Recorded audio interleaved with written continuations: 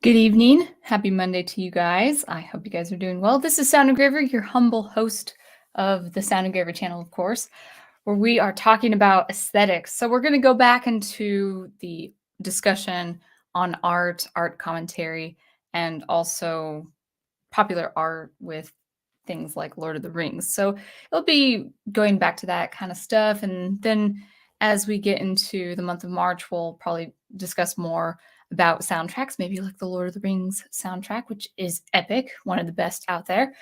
And then also, of course, video game soundtracks. So we're just taking a little detour and talking about some art commentary, which is always fun. And I will always be a proponent of aesthetics. So we're talking about aesthetics today.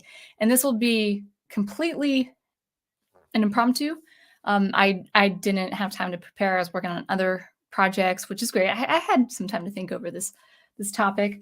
But you know, sometimes I just want to spend the time composing or working in SuperCollider and just take that risk for it to be impromptu. So hopefully, whatever I say, it sounds insightful. It is insightful, and all of that. But let's go ahead and welcome the chat. Let me make sure everything is good to go with my YouTube playback and all that good stuff. Looks like it. Let me go ahead and click it. And sounds good. Looks good. All of that. Okay, so I do have confirmation by my wonderful, remarkable prof.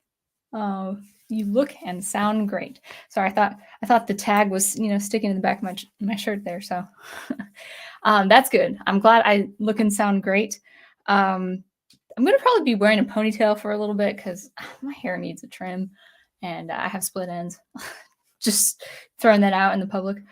But let's go ahead. Okay, first was Big Al. Big Al Presents was first.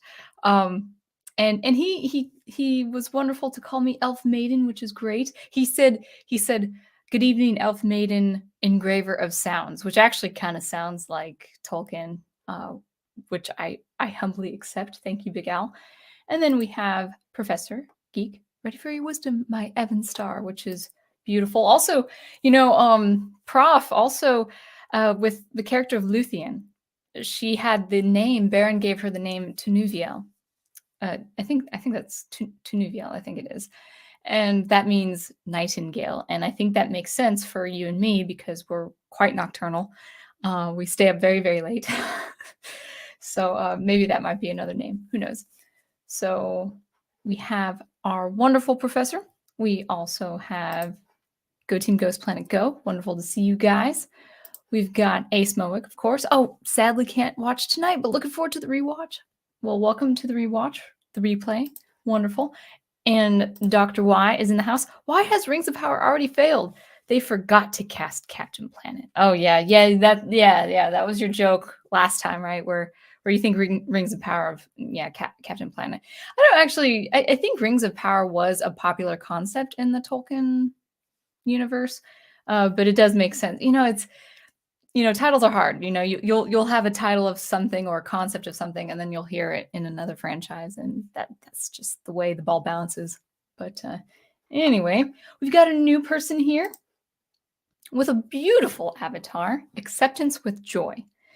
And I think that's a great name. I will say, even if I provide critique and being objective about art can have some hard truths to it, I always try to maintain a cheerful disposition, a sense of contentment and joy as well. So hopefully, any truths that I say, any truth that I say, I should say, is taken with just all humility and being content with it all as well. So I do approve of your name.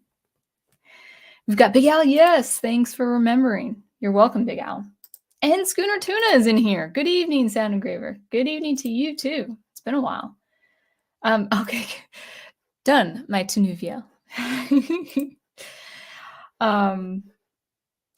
That's interesting. Dr. Y says, I could see you in the prof as elves. Al would be either a dwarf or a hobbit. Yeah, Big Al, which of the races did you prefer? Because you've been known as both, I think. Would you prefer, as far as lifestyle, what would you prefer? Would you prefer being a hobbit or prefer being a dwarf?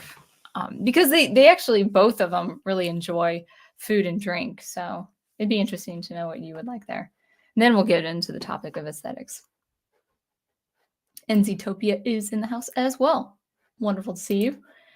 And yeah, no. Give Sound Engraver a beard, and she'd be a cute little dwarf princess. Now, let's actually talk about that real quick.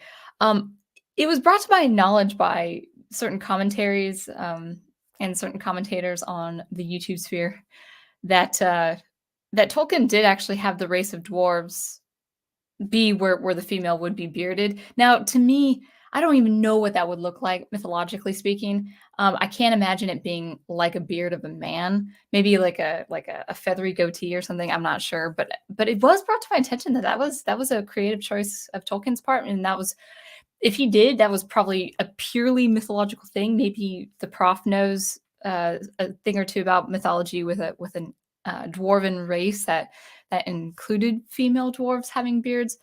I do think that's a really strange creative call, even in his time.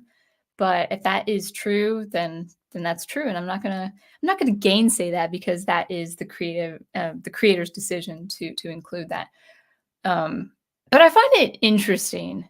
I will say this, and then we'll get into our topic. I find it interesting that for all those people that are really far left and have this quite extreme mindset as far as what the standards are as far as anatomy and gender and all that. I find it really interesting that Amazon would not put a beard on a woman. Think about that. That would have been the perfect thing for them to do. Just lines right up with their messaging and all that. But in any case, that was a sidebar. We will move on. Welcome, Final Fantasy Fan 12. I am very much enjoying Final Fantasy V. I don't know if it's gonna be my favorite, but I love Final Fantasy V. I'm just gonna say it right out.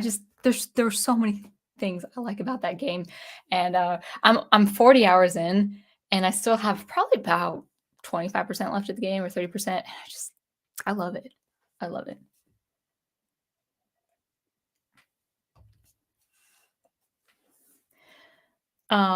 Okay, so Chapmaninoff is in the house, giving us some insight here. Androgen excess, and I'm going to try to pronounce this, hypertrichosis. Is that how you pronounce it? Causes excess facial hair in women. You don't have to imagine it. Well, yeah. I wonder what that would look like with the mythological setting.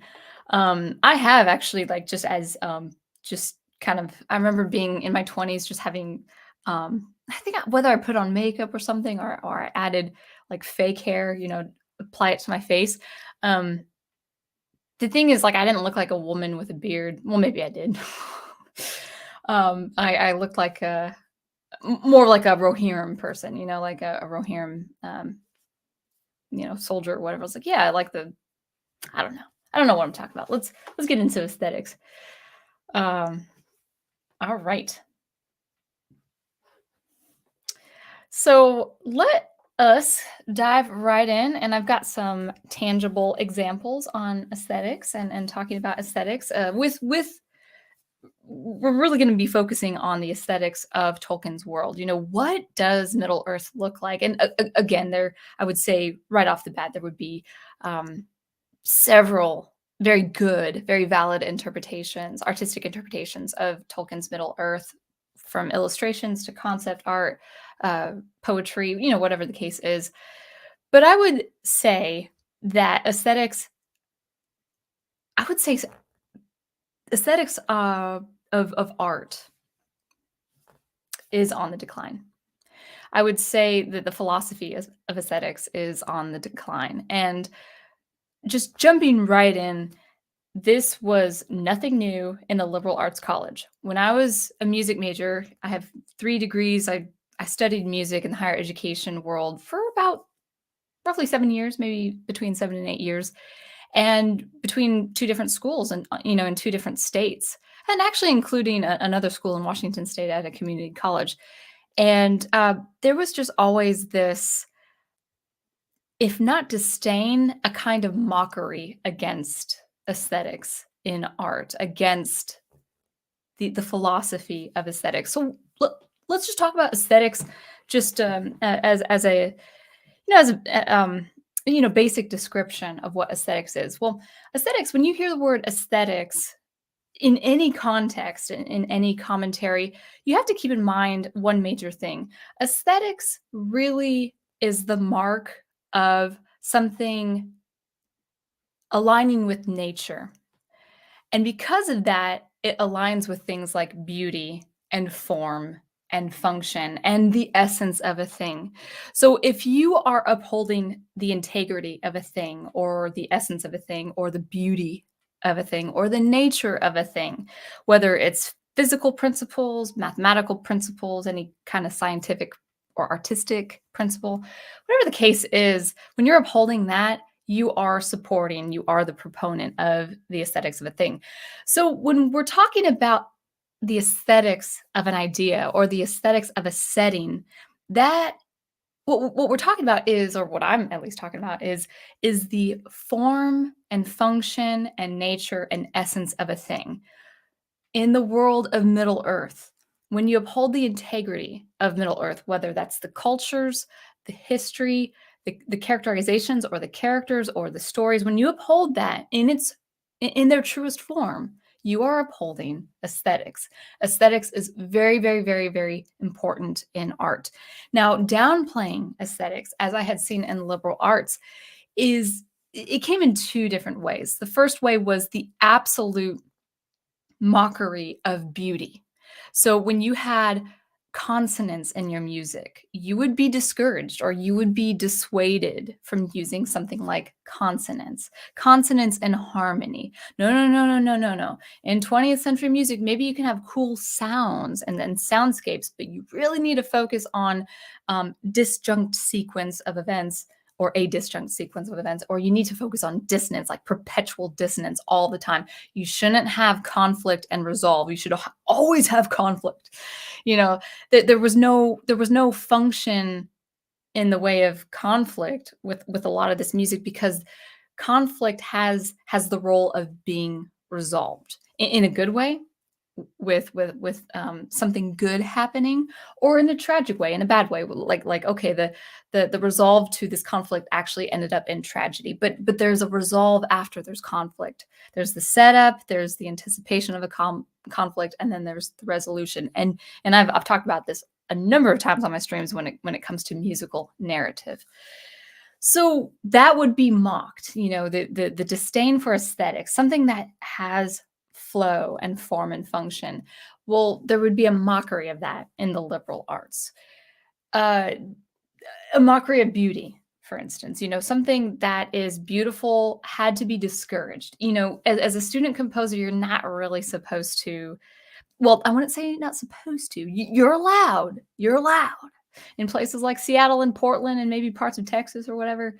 In those universities, you're allowed to compose something beautiful, but you weren't given any credit or merit among the faculty. They're like, well, I guess you finished a piece. That was the attitude. At least that was the attitude 10 to 15 years ago. I don't even know what the attitude of it is now. But that was, one way of bringing down or downplaying aesthetics. The other way was total deconstruction. Like if something in a narrative, whether a story or a piece of music, if something makes sense, you totally destroy it for the sake of destroying it. That's the downplaying of aesthetics, where function no longer exists, where form is no longer important, where beauty is mocked or discouraged. You really shouldn't have that mindset of creating something good or something wholesome. And I think we do have a decline of aesthetics in our current popular art and entertainment. We're going to do the comparison of Peter Jackson's Lord of the Rings trilogy and what that looked like, and compare that with Amazon's Rings of Power. So let's go ahead and get started with that.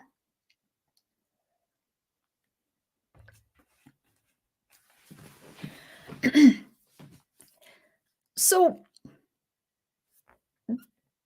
Peter Jackson's Lord of the Rings trilogy, for what it was and what it still is to us as people of culture, entertainment, and society, you have to admit that that set of films got massive reaction. There's like a wide gamut of people on one side reacting favorably to it, another side reacting, with disapproval because they're diehard, by the script. You have to adapt by the script, verbatim, word for word, event for event, and so really, Peter Jackson's Lord of the Rings trilogy has been in our psyche. Like it's a set of film. It's a set. Yeah, it's a set of films where we respond to even now.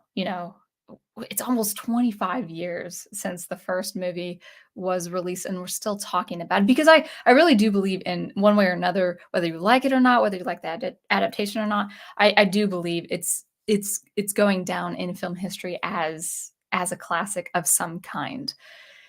Now, while people back then, 20 or so years ago to this point in current times, while people may have disapproved the adaptation of Peter Jackson, even maybe Tolkien's relatives themselves, I'm not quite sure what Christopher Tolkien thought of Jackson's films. I think he looked on them with disapproval, but I can't verify that right now.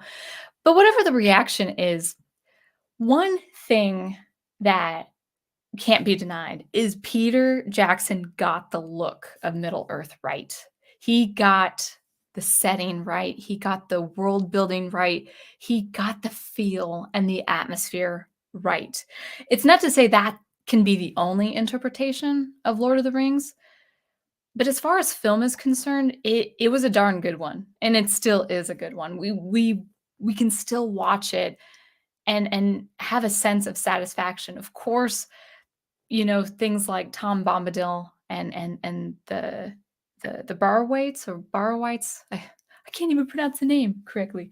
But those crazy, scary, kingly figures, of the past. That riveting scene, from the meeting of Tom Bombadil all the way to the end where he bids them farewell. With his house, with his home, with Goldberry. Beautiful things, like beautiful imagery. Like my imagination just wonders at what the house of Bombadil looks like, and wonders what those I think they're called Barrow Downs, after the old forest, and getting to that really frightening set of mounds, that buried the dead, or it was a place of burial, a very wicked place of burial. Just striking scenes, and it, as cool as it would be to see that on film, it makes sense that just didn't work, especially with the theatrical releases. It was a good call on Peter Jackson's decision to leave that scene out, or the set of scenes out. There, you still get you could still grasp the plight that the hobbits are in by being pursued by the ring wraiths. So, for whatever creative decisions Peter Jackson made, especially taking things out, the character of Faramir, for instance, is very different. The character of Aragorn is a little different. In spite of those creative decisions and the differences between the books and the films, you do have the look of Middle Earth right. You do have the ring wraiths, the feel of the ring wraiths, the elven dominions, and places like Lothlorien and Rivendell and Minas Tirith. You just all those great places. Peter Jackson and his team, and it was a very large team, of course, just from making the sets, making the miniatures, the concept art involved, of course, the music, the costume design, the color grading of the visual effects. I mean, everything, every department. I mean, when you walk through Rivendell with Frodo, I mean, you feel like you're in Middle Earth. I wonder what Tolkien would have thought if he had seen Rivendell for what it looked like. In my thumbnail, it has a concept art piece of Rivendell, and I think that's the same Rivendell that was illustrated to be made for Peter Jackson's film. So all this to say is Peter Jackson, for whatever creative decisions he made, leaving things out and changing things up and switching dialogue and changing characters and characterizations, for all of those differences, he got the look of Middle Earth right. He got the aesthetics of Middle Earth. Minas Tirith, the people of Gondor, the elves of Rivendell, everything had incredible detail. Now, with things like Fangorn and the Treebeard, the end. Yeah, Treebeard does look strikingly different from what he looks like, what he's supposed to look like in the book. But at the same time, you still get the feeling of Fangorn. And so everything visually and aurally implemented in those films was correct. It was accurate, and I think it was quite wonderful. So contrast that with our current media project by Amazon with Rings of Power. Rings of Power, from what images I've seen from the trailer I looked at, lacks the aesthetics. It does not look like Middle Earth. Maybe some parts could be looking like Middle Earth, but very inconsistently. I would say it would be very intermittent for okay, maybe this looks like an elven realm, but this where Galadriel is charging on a horse, that looks like Edoras. Is it supposed to be Edoras? It's supposed to be the Second Age, by the way, which is supposed to be a degree higher in majesty and fantasy than the Third Age. We'll probably get to that if I remember. But if there is any aesthetics that are being upheld in this show, I'm going to make the educated guess that it is few and far between. It won't be consistent. Because from what I've seen from the trailer and what I've seen from the images, it looks like modern day television. Okay, that's a given, right? But it looks like something like Game of Thrones, or it looks like an MMO, like a cinematic version of MMO. It does not look like Second Age Middle Earth. That opening shot of Numenor is okay, but it's not going to be consistent with that, and it's not going to look like that. In fact, actually, that doesn't look like Numenor in my imagination, but that's just me and how I interpret, Numenor and the events of the Silmarillion. But one of the first things I noticed, well, a lot of first things I've noticed with aesthetics, the look of Middle Earth and the look of the elven race, Galadriel, I think I could look at the Silmarillion. I have the copy right in front of me. I didn't take time to look prior to this, but Galadriel is of the high elven race. If she's not the first high elves of the Eldar, I think she's of the Eldar. She is of a very high race of elves. There is kind of a decline, like not a degeneracy or anything, but there is a decline of the high elves of the Valar, or the servants of the Valar of Arda, yeah, I think I have those names right. It's been a while since I've read the Silmarillion.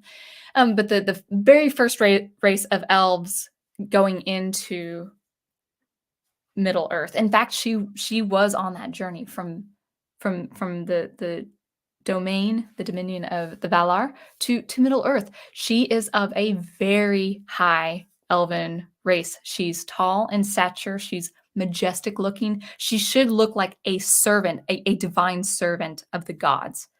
Even though she's an elf, an elf maiden, she still has that degree of stature that should look divine, that should look a little mystical, just a little bit otherworldly in a very good way. The first thing I noticed with this trailer was her armor. First of all, I know there's a lot of controversy with her even being in a battle. Now, actually, she is a fighter, but she's fought in wars, but probably with her own specialty, especially with her ring Nenya.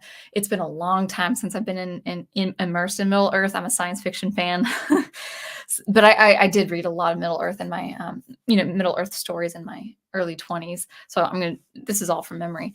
But whatever the controversy, my controversy or the controversy I think of it all is how cheap looking her armor is, how cheap looking the attire is of what she's wearing.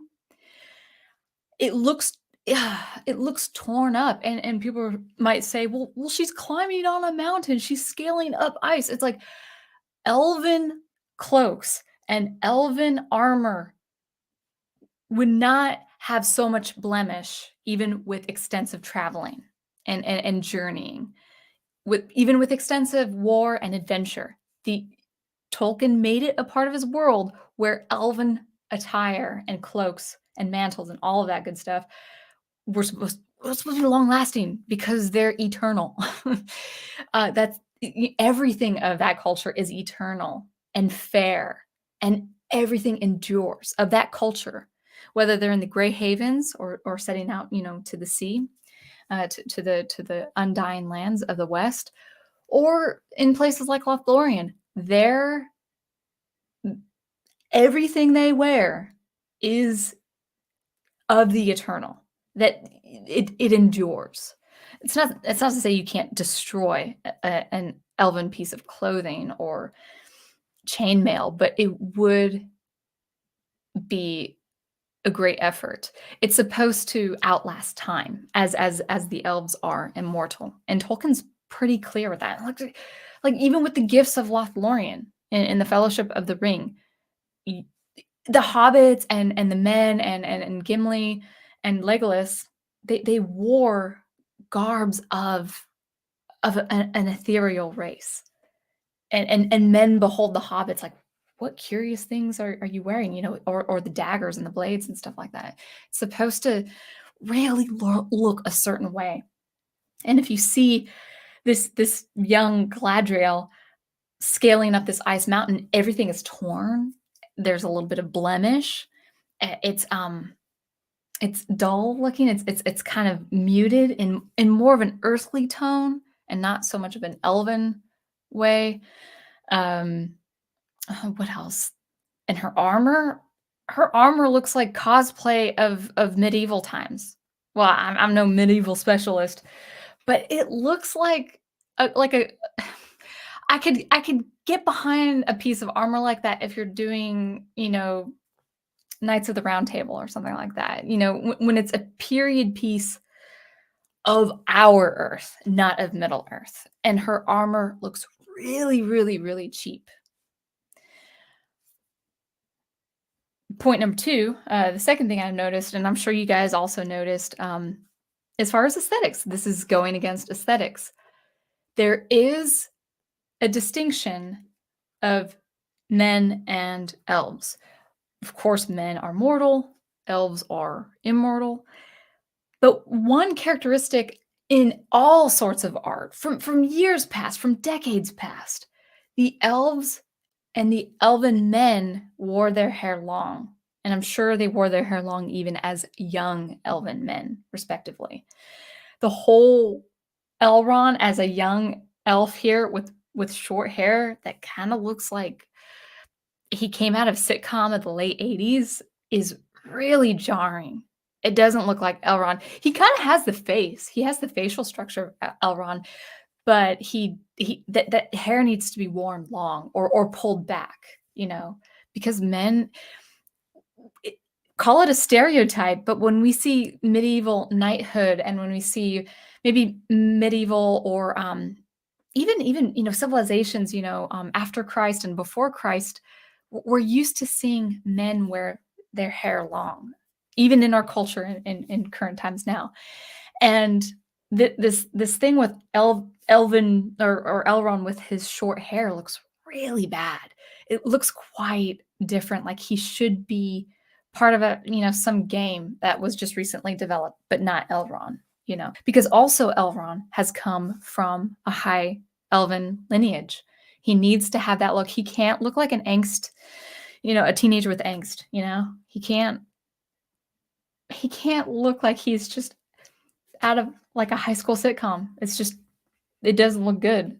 So again, lacking aesthetics there. And I'm sure there are a number of other examples. Apparently there are these like nomadic hunters that have antlers strapped to their backs, which makes me wonder, I mean, are they a kind of species that Tolkien never thought of, or if he had, it wasn't really that well known? Are they part beast with antlers? This isn't like a shapeshifter like Sauron was of the first and second ages, or like oh, what's his name, Bjorn? Is it Bjorn, who could shapeshift into like a bear? In the book of The Hobbit, of course. Actually, I have The Hobbit right here. I should check. Um, but who are these? And everything looks very cheap. Now, I say it looks like current media, and people say, well, yeah, because you make a television show, it's supposed to kind of look like the next thing with all its technology and all that stuff. But it's kind of amazing. It looks like Game of Thrones. And people are like, well, what's wrong with that? Well, what's wrong with that is Game of Thrones is very, very, very different from Tolkien, any story of Tolkien. I don't even have to explain the differences. People know that as common knowledge. I mean, I remember when I first heard that George R.R. Martin he was compared to as the American Tolkien. I'm like, he's not an American Tolkien. He's not at all. No way. No way. And I've never read Game of Thrones, but I just knew enough of Game of Thrones. Like, there's no way. He should not be compared as, he shouldn't be called by that name. Like, oh, this is the American Tolkien. It's like, no way. So why then is, with Peter Jackson doing so well 25 years ago, why does it look cheaper and generic? Why did Amazon, for its extensive high budget, why did it decide to go cheap as far as looks and as far as aesthetics, or I should say lack thereof? Because the aesthetics, people could say, well, no, it looks good. It looks like fantasy. Well, that's not a good enough argument, because if it looks like any other fantastical world of a game or another book franchise, then it's generic, and that's not really a strong thing to go on. It's not a strong argument to go on. So that's pretty much what I have to say. I've got images, and we could talk about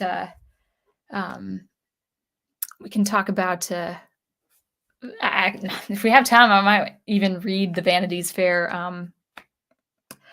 There was an interview, I think, and there's a Vanities Fair, a Vanity Fair, I should say, article that is just pompous. It's very presumptuous in its writing, and then I actually have physical examples of what Tolkien's setting is. What does Middle Earth look like? Let's go ahead, and I see more people in the chat. Good to see you guys. Good to see you all. Let's welcome Elijah Brown, Bombadil, Tom Bombadil. Let me. I'm sure someone has already said it. I wonder if I can. Hold on. I gotta make sure I have written it. Tom Bomb. Oh, actually, you know what? I have a. Oh, it's on my bed because I'm not using it. I have The Adventures of Tom Bombadil on a copy. Yeah, bomb, like bomb, dropping a bomb, a dill. Let me go ahead and write that in. I did. Good. There.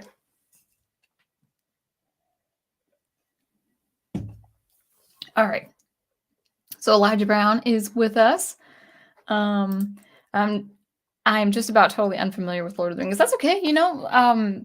People like sci-fi, they like space fantasy, and then they like fantasy. You know, it's a very different feel, of course, from Star Wars. By the way, you mentioned your avatar. Uh, your comment did not pick up on my StreamYard chat, which is the chat I read off of, but I did see the replay and I saw your comment on the YouTube. And you were saying something like sonoluminescence, which is really a cool concept. So I really do appreciate your avatar. Oh, is it Dr. Y's birthday? When's your birthday? Well, you don't have to say. But welcome and happy birthday. Go ahead and confirm it's your birthday, and I will actually sing happy birthday. I'll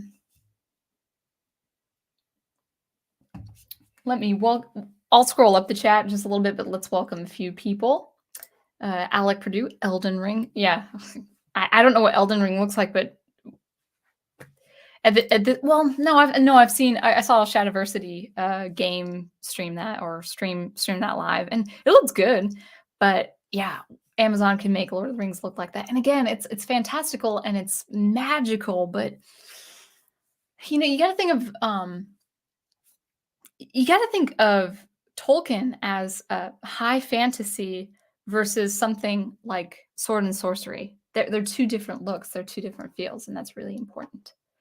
That is right, Sir Stone. Welcome, Bjorn. The name Bjorn literally means bear. So thank you for saying that, and that makes sense. Is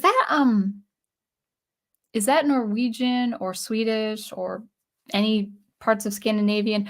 That would make sense if Tolkien chose that route because he was so particular with names. It's great, so good.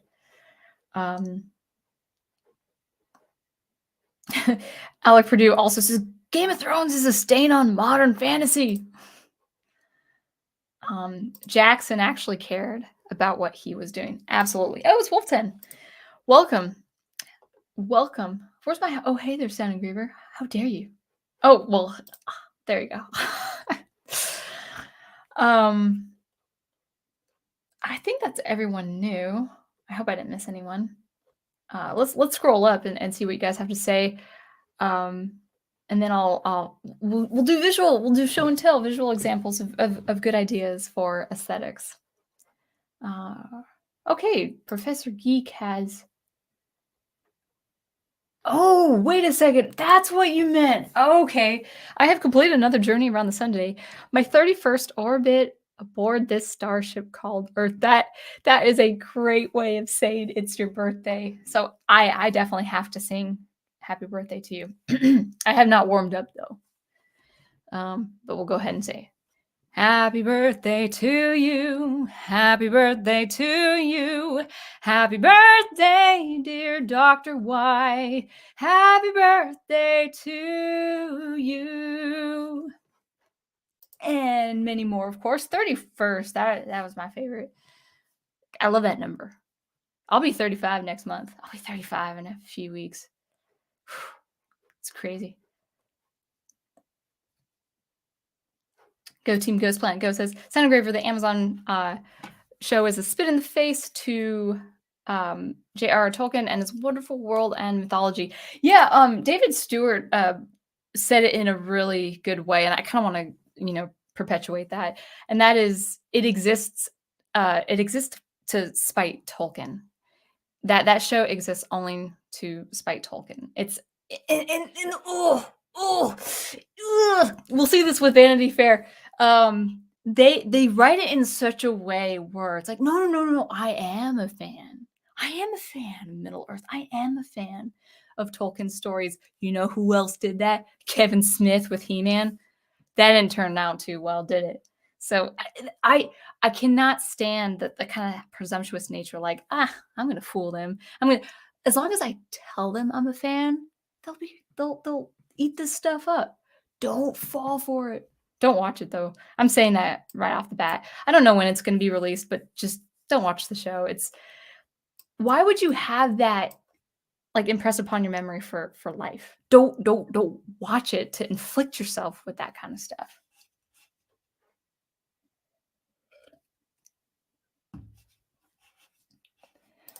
Peter Jackson's Lord of the Rings trilogy, this is Schooner Tuna, works because even non-fantasy fans find something to enjoy about it.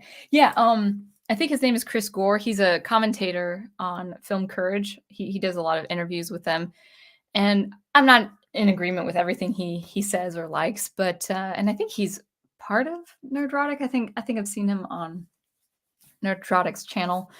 But he what was I? Yeah, he. I was mentioning him because he had never read the books, but he loves the films, and he really appreciates the vision of Peter Jackson. That's the thing too, is Peter Jackson, what he did so well, what people are really poorly executing these days, is he knew how to have people who would not otherwise read Tolkien appreciate Tolkien. So fans of Tolkien and people who otherwise wouldn't have been fans. Now, I'm not saying you have to do that. You don't have to. This is what Star Wars is getting wrong and Disney's getting wrong. You don't have to appease to a new audience, you know? Just be happy with the audience you have. But in his great execution, Peter Jackson was able to bring in people who otherwise would not have been taking the time to read the books. Now, I would say reading the books is really important, but it's wonderful to see the world appreciate Tolkien even without reading his stories. Like they appreciate what those stories did. So amazing. Final Fantasy fan 12 says anything beautiful, amazing, wonderful, and pretty gets downplayed and discouraged. We live in a world of disbelief and cynicism. That is true.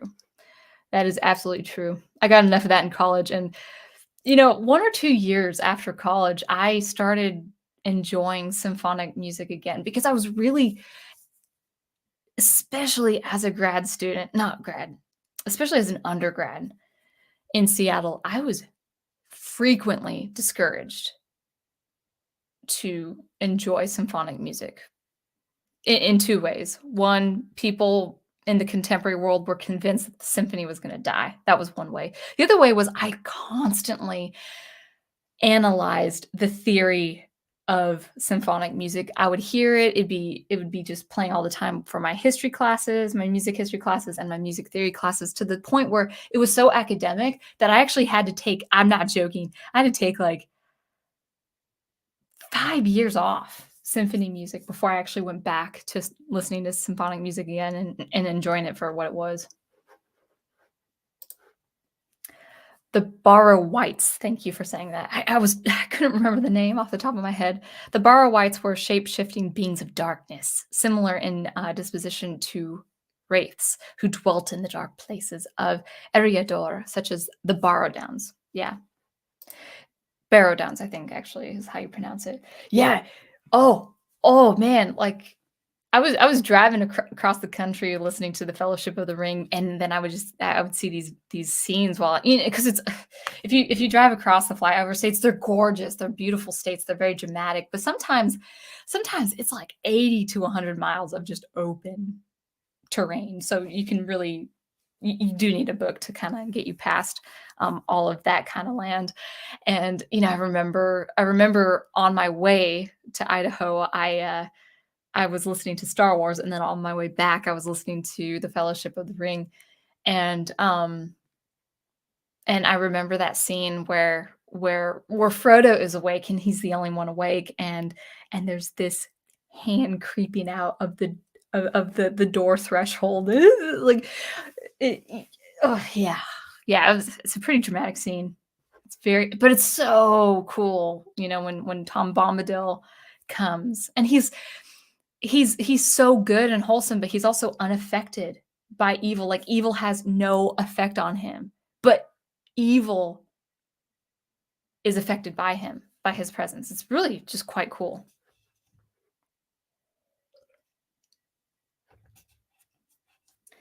Dr. Y says that Jackson did better making Lord of the Rings than he did remaking King Kong. I never saw it, but I know you're a King Kong fan.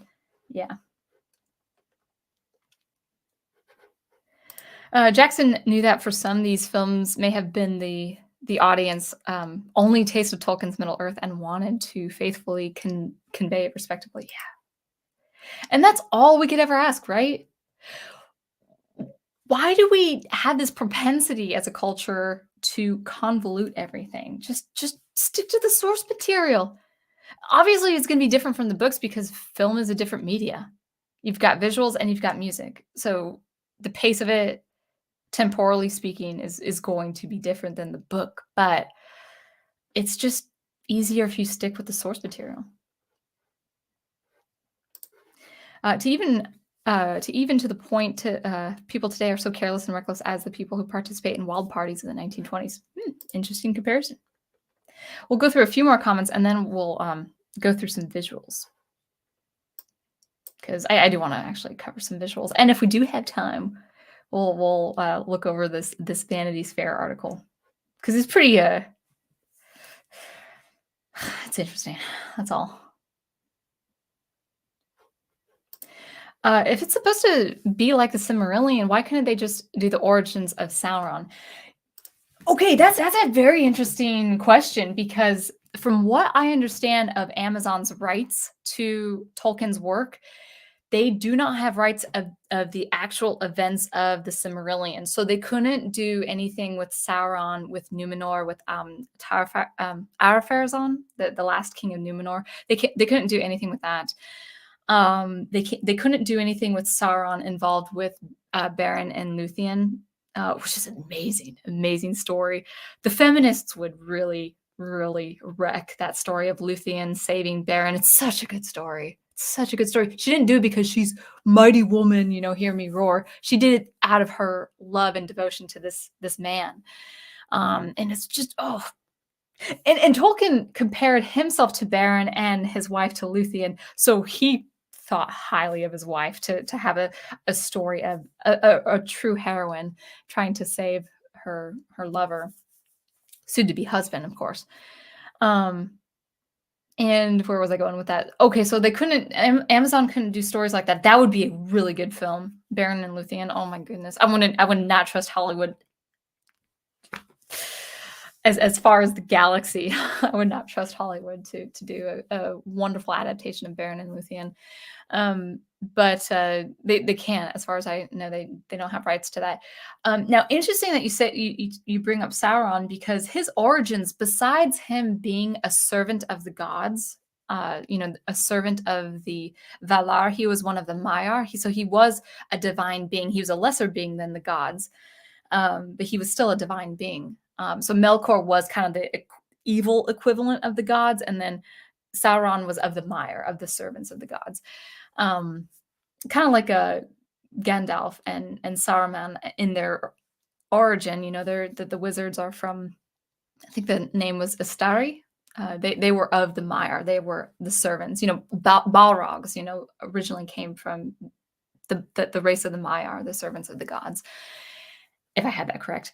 Well, we know that he's from that. We know Sauron is from that. That is his origin, but his origin story is not fleshed out. So it could be where that would be pretty interesting. But when I see Elrond, the way he looks, when I see that dwarven princess, when I see Galadriel's armor, oh my goodness, there was another Vanity Fair article where she's it's kind of like a model. Have you ever seen well, of course you have, where you see a beautiful young woman like sticking her head out of the water like she's swimming or something, and she's supposed to kind of look alluring and stuff like that. Well, they have a picture of that of the actress who's playing Galadriel, and she granted she looks cute, but she looks like she's from here, like in the 1990s, or now, she looks like she would be a model for some clothing line. She doesn't look like an elven princess or a maiden, whatever she is. It's really strange. Like no makeup. It's like, oh, makeup isn't everything. It's like you got to make the elves look different from mortals. I'm sorry, that's just a given. So if it's more makeup, if it's more lighting, you got to make elves look like elves, not some. you can't make Galadriel look like Eowyn. As wonderful as the character Eowyn is, she looks like a mortal woman.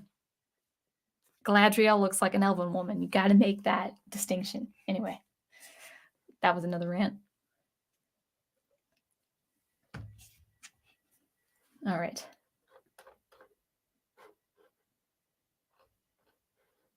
All right. Let us continue.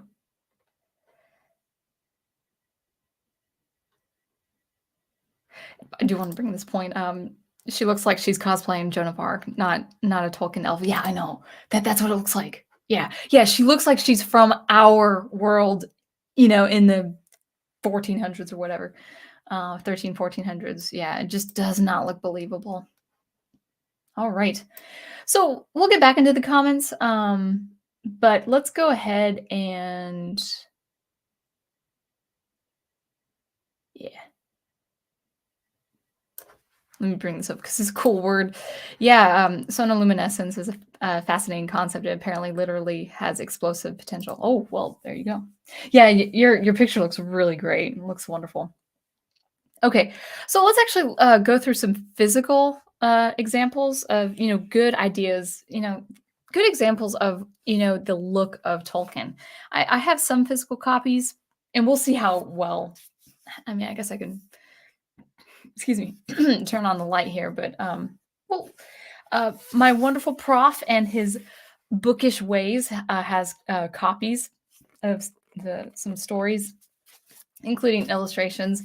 I picked a few, but one we'll just start with this: The Hobbit by J.r.r. Tolkien. And I mean, take a look at this cover. Now it has this greenish look on your end, probably. It's more of a green gray, but with this kind of gold inlaid. You can see the shine of the gold. It's got that older look. Let's see that. That's probably not good lighting, but you've got that old look. You can see the illustration of the dragon tail, Smog, and all of that. It's just got this old, aged feel, and I think that's important. And you've got of course, the illustration of Bilbo with his hairy feet.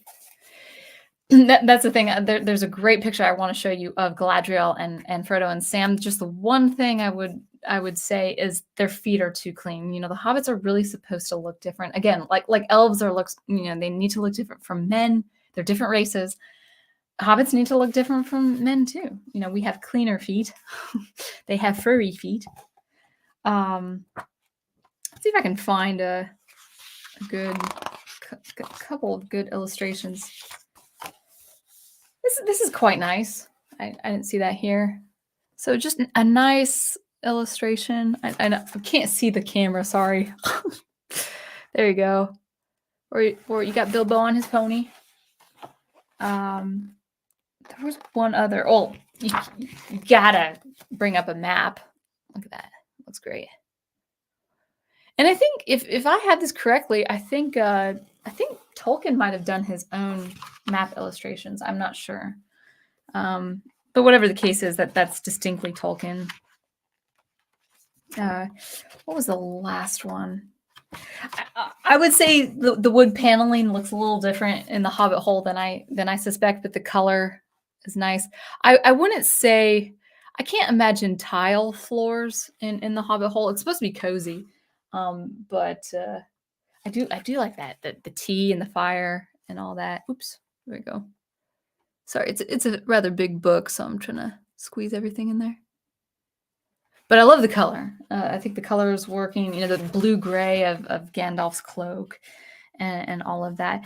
But even if the illustrations aren't quite the aesthetics that I would prefer, it's the old. It's that kind of it's like with Russian art and storytelling, or East Europe, or really any part of the world. But I'm thinking specifically. The art of storytelling, where you have just little pictures to tell the story. So something like that. Oh, let me see. There we go. So we got that. That's great. I love it. Just aiding us visually on what this looks like. and I think it's terrific. So yeah, it has that just wonderful, wonderful look to it. And so this is an example of, oh, okay, this is a tale to tell. This is something you need to pass on to the next generation. So that is that. Now this is a rather modern copy, but I did want to bring up at least the illustration. It's almost got like a C.S. Lewis look, but it's just that nice. I'm sure this is the Star of Erendil. You've got the trees of the Valar. Um, I meant to look up the names of the trees. I used to know all the names of these things. I think it's Telperion is the silver tree, the male tree. There's also the male tree is silver. It's supposed to represent night. The female tree is supposed to represent it's gold. Is supposed to, no. I got that backwards. I'm gonna have to have that correct. There was okay. So the two trees of the Valar, and I probably could look up right now because I have the book now. I'm sure it's there. Well, the sun and the moon and the hiding of Valar. I'm sure it's there. I didn't do my research, but the two trees of the Valar, one is silver to represent the light of night, and one is gold to represent the light of day. Then you've got the swan. That was his ship, Erendil's ship. I couldn't remember the wife of Erendil. Actually, I think he also had an elven wife. Legend has it that I think she was waiting upon his return on his ship, and she flew, like she had the graces of the Valar to fly on wings to him. She didn't become a swan, but she had the appearance of a swan to come to him and meet him on his ship. I think that's how it went. Again, it's been years since I've read these. I need to go back to reading the Silmarillion. I've read this a few times, and it's one of my favorite of Tolkien's. I love Lord of the Rings, but I I love the mythology that he made with the Silmarillion. And if we had more time, I'd go through names and the language of Tolkien. And you could see, actually, if you ever were interested in purchasing the Silmarillion, you should do it, even if you wouldn't read all of the story. You should just do it for something like this. Let's see, do you see it? The note on pronunciation. So it'd have all these prefixes and suffix and for C, for instance, C, the letter C, always has the value of k, never s. Thus, Celeborn is Celeborn, like you would spell with a K, not Celeborn, like you would spell with an S. And then they put in a few exceptions. So there's that, and then there's what else? There's the index of like who, what names are of regions and of people and of cultures. And then this is my favorite part. I love this, but it's the appendix of all the meanings of words. So like Adan or Adine is it means the history. Elin is lake or pool. Aina means holy, like Ainur, like the gods of Iluvatar. Ainulindale is the music of Iluvatar, so holy music. Alda means tree, so Aldaron. Malinalda, Galadrim of Lothlorien, the elven folk of Lothlorien. Sorry, I'm geeking out right now. Let's just go through a few. Aman means hill. Anna means gift. Anatar, which actually I think was the gift that Sauron gave as a mode of deception. I think if I have that right. Anatar, Yavanna, which is the wife of Ayule, and she was the goddess of the woods, and she has a very specific look to me as well. Yeah, there's great. I mean, so it goes in alphabetical order. It talks about the meaning of a word. Cul, C-U-L, is golden red. Del, it means horror. Duin means river, Anduin, the famous river in the Fellowship of the Ring and all of that, or the Lord of the Rings. So I mean, even if you're just curious about Tolkien's language, he spent his life, just coming up with like the Quenya language and this and the Sindarin or Sildarin. I can't remember the second race of elves, the night elves, the silver elves. Well, I think they were known as the Silverian race of elves. I wish I remembered all these words because I'm geeking out now. But yeah, so that I don't. This is more of a modern look of Silmarillion, but at least it has like the symbols of the trees and the star and the swan and the Grey Havens and all that. So pretty important stuff. And then here's a couple more examples, or maybe a few more examples. If you guys like this show and tell, there's so much to talk about when it comes to aesthetics. I need to read this little fable here. I have not read a lot of Tolkien's Middle-earth fables, so the famous Farmer Giles of Ham. Great little illustration there, kind of the sketch there. I think that's great. It's got more. This is interesting. This is more of like that old European, well, even Middle Eastern way of illustration, old stories. So as far as aesthetics, you've got that really nice, not monochromatic, but just a very limited use of color. And it's really all in the lines and illustration. So, like the Middle Eastern cultures had that, Byzantine Empire, places like Italy, just all those old civilizations working on those civilizations, the King Arthur legend and all of that. You go to an art museum, you would see that old. It's not simple because it would take a lot of craft to tell those kinds of stories. But yeah, there's again, while it's not the aesthetics that I would see for Middle Earth, that those simple lines aren't to convey the actual look of Middle Earth. It's really more to enhance your imagination and say, oh, this is what it would look like. And again, that old aged feel, like this is a tale I'm telling you, to pass on to the next generation is a great idea. And then finally, I read this. I had to get this. So in my 20s, I was very much into Tolkien. I was very much into Middle Earth, and so I had to get every story of Middle Earth, even though I never read the short stories or the fables. And I regret that. I can do it now. I'm reading Dune right now. But one book I had to get when it was released, and this was edited by Christopher Tolkien, is of course J.r.r. Tolkien, edited by Christopher Tolkien, The Children of Hurin. And it's kind of a glare. Let's see if I can find a not so glare like image here. Let's see. Great, beautiful book. Yeah, it's kind of a glare. But The Children of Hurin is a wonderful tale. It is a great tragedy. It's a total tragedy. It's really dark. It's very sad, but it's wonderfully told. It's got a Shakespearean vibe. It's just got this really dark edge. One image I'll just never forget when I read this scene. One of the best scenes is Hurin was a man of valor rather. He was a mighty man. Hurin is his name. So The Children of Hurin is what the story is about.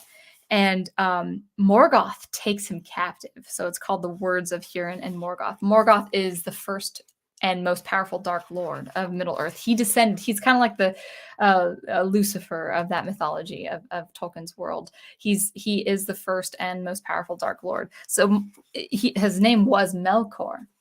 And I think Mel means craftsman or something like that. I can't remember. I'd have to consult with the Silmarillion. But then he becomes Morgoth. Mor means black. And, dark. And I love this. So he taunts Hurin. He captures Hurin, this mighty man. I'm not sure how he does it or why he does it, but he holds him captive, and he enslaves this man to a chair. Huron is bound to a chair. Look at that, like how dramatic that is. And then you can see the armies of Morgoth marching into battle and into the plains to overtake his family. He has a wife called Morwen, Mor, dark, sad. She's a tragic woman. Her life is full of sorrow and full of pain. And he's bound. So really, of course, without spoiling it, Morgoth bounds him to this chair, this stone chair. And actually, I think there's a better image. Oh, not better, but there's another image. Oh, I hope it's in here because I remember it. Is it there? No. There's an image of Morgoth, the Dark Lord, kind of like rebuking Huron. And where was I going with this? But he's basically, he cannot be released from this chair until many, many, many, many years later, after the tragedy of what happens to his family and stuff like that, which is really sad. But it's good stuff. It's still good stuff. This is one of the Elven kingdoms. You can see that there was the Elven race of the First and Second Ages. They loved the woods, but they also built their palaces out of stone. Pretty interesting there. I gotta show you more images because good stuff. If I can find some good stuff. Here's a great image of what's his name? Glaurung, one of the mighty foes, the dragon. You can see his head there. All of these illustrations, by the way, are Alan Lee's. He's pretty much one of the two famous concept artists of Lord of the Rings. But it's a couple more pictures if I can find it. Guys, don't mind me geeking out, right? There are beautiful pencil sketches too, not colored, but they are kind of hard to see. But it's just a beautiful story. Oh yeah, the elves fashioning in the caves of their kingdom. If you can see that, there's a little bit of a glare, but you can see the elf smiths there. And just that look of it, stare, the light, the underground, it's just good stuff. It's just good stuff. So that's Alan Lee and all of that. Now, before we get back into chat, and then also some images online, if you guys want to look at a few images, that's fine too. I'd be up for that. Let me go grab these things. Ugh. There we go. And that is, of course, the look of the extended DVDs. Now, this was brought to you by our friend Daniel Heron. He gave this to me as a gift a couple of years back. I had these, but I've moved so many times, so they're just kind of lost, or maybe a relative has them. But like the look of this, the green, the grading of it, the grainy look to it. It's like it's supposed to look like it's a book on an old shelf, a bookshelf, and you got the print back there, and then of course you've got Alan Lee with his beautiful, I know it's not the best lighting, but you can see, yeah, there it is, that beautiful like white outlining with the muted colors. I personally like contrast a little bit more, but the muted colors really do work with something like Tolkien's Middle Earth, because you want age, you want a sense of time, a time has passed, or a generation has passed, or an era has passed. So I don't mind muted colors for something like fantasy. I do like more stark, bright colors for something like science fiction, obviously. So that's Fellowship of the Ring. Then we've got Two Towers, and it's beautiful red. I love the color choices, the green and red, and the gold, and then ultimately the blue. Got the circle design here, and this is supposed to be Fangorn Forest when the three travelers meet Sauron. No, of course it's Gandalf. If that's a spoiler to you, I don't know what to say, because you had all these years to watch the movies and read the books. And then of course you got the map. Sorry, the map. It's kind of hard to. I didn't really prepare for this. I just wanted to show that. And then lastly, so that's the Two Towers, and then the triumphant oh, actually, I forgot to show you the design of the back. It's kind of hard to see, but it's kind of like a flower sun print there. And then lastly, we've got, oh, well, I forgot to show you the package, of course, the beautiful, beautiful kind of almost sapphire blue. The blue is perfect for Gondor, you know, that the look of the Gondorians with the dark hair and the blue eyes and stuff. This is perfect for Return of the King. Fellowship ought to be green, Two Towers is red, and Return of the King was really good color choice there. And then we got our design here. And look at this, like just this aged look. It's great. It's just classic. And then Alan Lee, it's, again, terrible lighting. Sorry. Let's see if I can do that. Can you see that? Nah. How about this way? That's actually quite bright. It's actually, you know, it's the bright light entering the Grey Havens. We'll try to get this better, a little bit more contrast there. And then you see the hobbits wishing Frodo farewell and all that. It's so sad. So good. So good. So, you know, just, you know, the current example, you know, that follows the aesthetics of Middle Earth, you know, yeah, Jackson's trilogy there. I mean, it's just great. So, and even the menu looks great. Okay, one more. We'll choose Fellowship for this, but one final thing is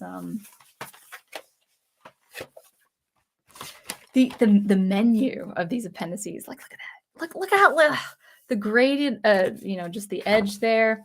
Then you've got the menu with the illustration here. You've got menu of different topics and chapters. Look at that. Like, beautiful. Where things go, and then it expands. It kind of looks like a board game, you know? Like, look at that. It's so good. There you go. With the leaf prints. And you see that too in the actual menu of the film. But okay, I'll stop. I'll stop. That was a lot of indulging. But again, you know, it's the look of something. You know, it's preserving and upholding the essence of a thing. And how do you do that? Well, you preserve the look of a thing, a feel of a thing, and that's what aesthetics is for. That's why it's important. Now, we'll get into chat. I just wanted to bring this whole important point. Why my title is why. Rings of Power, why Amazon's Rings of Power has already failed, is because they haven't preserved the aesthetics and the look of a thing and the essence of a thing. It will be a flash in the pan. That's a phrase that my wonderful prof says, and I love the phrase. A flash in the pan is something that might be sensationalized, but is not long lasting. It is. I would say it's very short lived. It's not lightning in a bottle, even, you know, because that's more of that's a phrase where like, oh, good idea, and then you pursue it and then you preserve it and all of that good stuff. But a flash in the pan is something like, oh, that was sensational for like a given moment, and then I've moved on to the next thing. But that's what our culture does in entertainment now. Our culture is not wanting to preserve things for the future generation. It's almost like a fear of the future, or the fear of you saving something for the future generation is you actually kind of, I would say, sacrificing. It's a kind of sacrifice because you're accepting that you are mortal, that you have a finite time on this earth. And I think people are just so into consuming the next product without understanding quality, without understanding meaning or the meaningfulness of something, form, function, all of that stuff. They're like, oh, let's just eat the next. Let's eat the next cereal, okay, guys? Like, we gotta just keep eating the cereal. And it's like, well, you know, with something like Lord of the Rings or something like Amazon's interpretation of Middle Earth, it's like, do you really want to eat that cereal? Or do you want to take a second and say, wait a second, there's something about time. There's something about honoring time and respecting time. Times of the past, your time, and then time after you. Tolkien has that all over Middle Earth, the passage of time.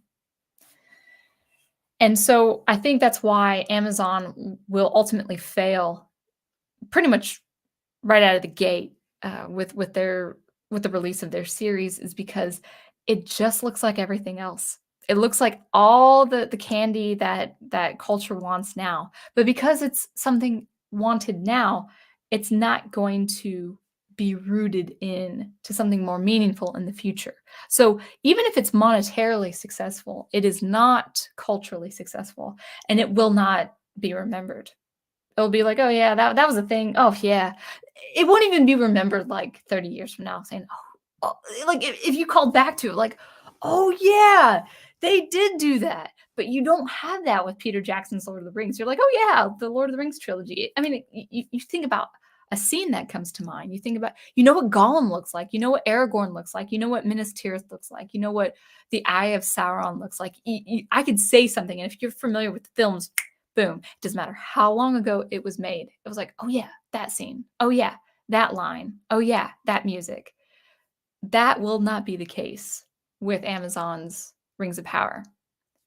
And that's why I say it has failed because it is not aesthetically preserved what made Middle Earth so visually beautiful and stunning in the first place with something like Peter Jackson's Lord of the Rings. So I wanted to make that point. All right.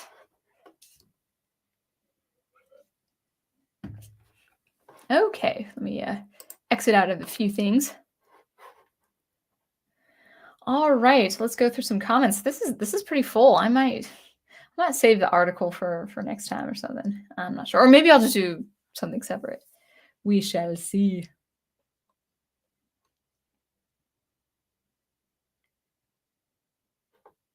Oh, okay. So Ryan Johnson set the trend. Okay, Ryan Johnson did it first with Star Wars. He claimed to be a big Star Wars fan. Yeah, right. Yeah, look for that, guys. Look for that now. Like whoever's making whatever adaptation of a franchise, they're gonna say, "Oh, yeah, yeah, I was a fan." Yep.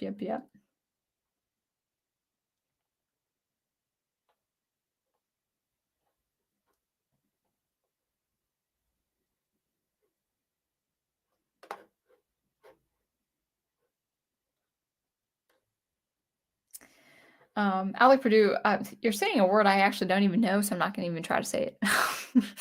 I'm not saying it's a bad word. I've never seen that word before. I thought I had an extensive vocabulary, but you're talking about these people, in these groups that are vain and arrogant and feel the need they have to put their mark on everything. Yeah, and it's so sad because when the artist puts themselves before their art, that actually causes their art to go away.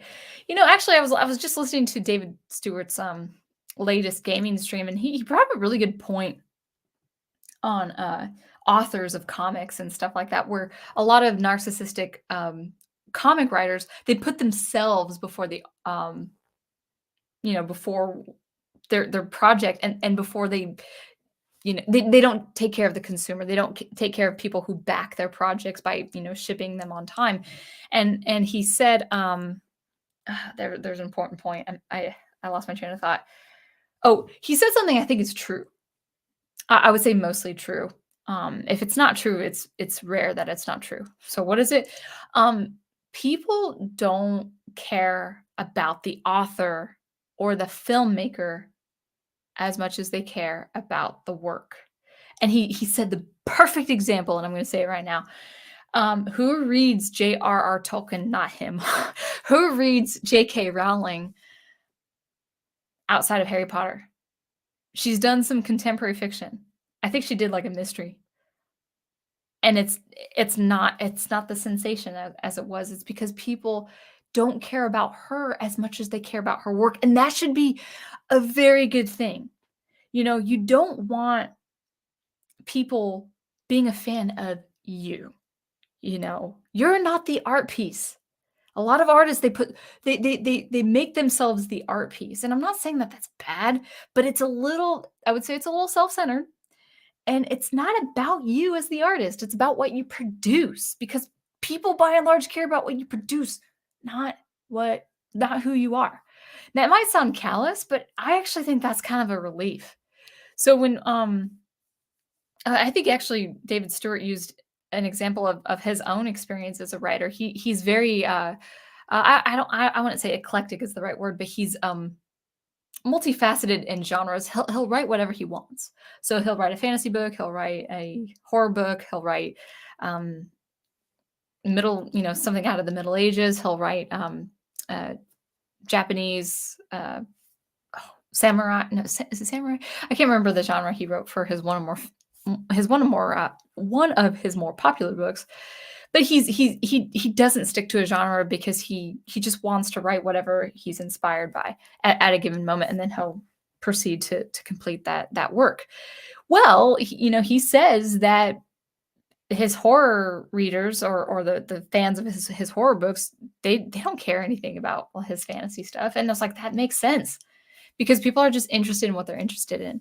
So if like I love science fiction, and I'm probably going to just stick with science fiction as far as my own writing. Um, so if people are into fantasy, for instance, I would not expect them to pick up my science fiction books if that's not the first thing they pick up or one of the few things that they pick up. It's like, no. I like young adult. I like fantasy. I like something else. I like contemporary. I don't really like science fiction. Then it's okay if you don't like my book, you know. So people really feeling the need to put their mark on something is it's just unnecessary. It's narcissistic too.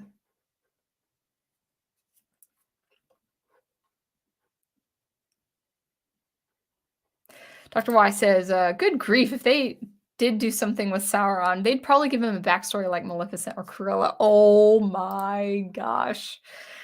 Oh man. It's a they're already saying really questionable things about Sauron. Like, oh my gosh, did you know that Sauron is canonically hot? He is so hot. I was Tolkien described him when he was trying to deceive the men of Numenor. Tolkien described him as fair in the eyes of men. He had to be handsome to persuade the already inclined to be corrupt kings of Numenor to be even more corrupt. He had to be an eloquent speaker and fair to their eyes. If he took on his true form, he couldn't convince even the corrupt kings of Numenor, like, well, okay, we'll do our own thing, but you stay away. He had to be handsome. It's like, oh my goodness, guys, did you know he's canonically hot? I could totally. Well, I'm not going to say what some of these guys said, but like,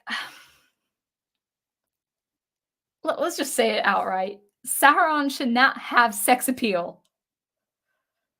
That was not his function. And when he fell in Numenor, in the collapse of Numenor, he left his physical form. He became incorporeal after that. He never went back to his elven form. So stupid. Like this is stuff of like a real like a 12-year-old going through growth spurts, okay? Like the stuff that I hear is like, how old are you? Come on. Anyway, let's continue on with the chats. Yes, thank you, Wolf10. Yeah, I think someone else said that too. They made her look like Joan of Arc. Do they even know Joan of Arc? They make every female character like Joan of Arc. Yeah, didn't Joan of Arc have a terrible ending? I'm not saying, I'm not like discrediting her as a historical figure or a myth or whatever, but they don't have the guts to set their female characters on fire either. Dr. Y also says that image of her in the oh, you've seen the image of her in the water. Okay, gosh, you know what I'm talking about. It makes her look like the Lady of the Lake from King Arthur. Okay, I would feel like the Lady of the Lake would even look better than that, though. But yes, more that than Middle Earth. Galadriel in this show definitely looks like a mortal. All these elves look mortal. Yeah, no joke. Dan Sam, and actually, I think Sir Stone also talked about this. Bjorn is Swedish Norwegian for bear, but it's more pronounced Björn, not Bjorn. I I don't know my Scandinavian pronunciation, so I hope I didn't botch that. Um, I look at like Irish names and my goodness gracious, like it looks beautiful, but I wouldn't even know how to pronounce that.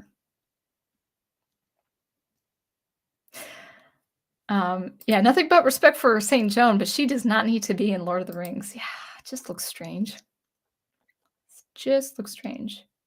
Oh, Elwing! Elwing, thank you. Beautiful, wonderfully apt name for a beautiful image of a woman flying on the wings of a swan to her lover. It's so yeah. And, corrupt Hollywood elitists, they can't portray that beautiful imagery. Like, we have all the technology in the world today to be able to do something beautiful like that. No way. No way can anyone in Hollywood be trusted to portray a beautiful image like that. I do think, I do think, thanks for blocking the bots, guys.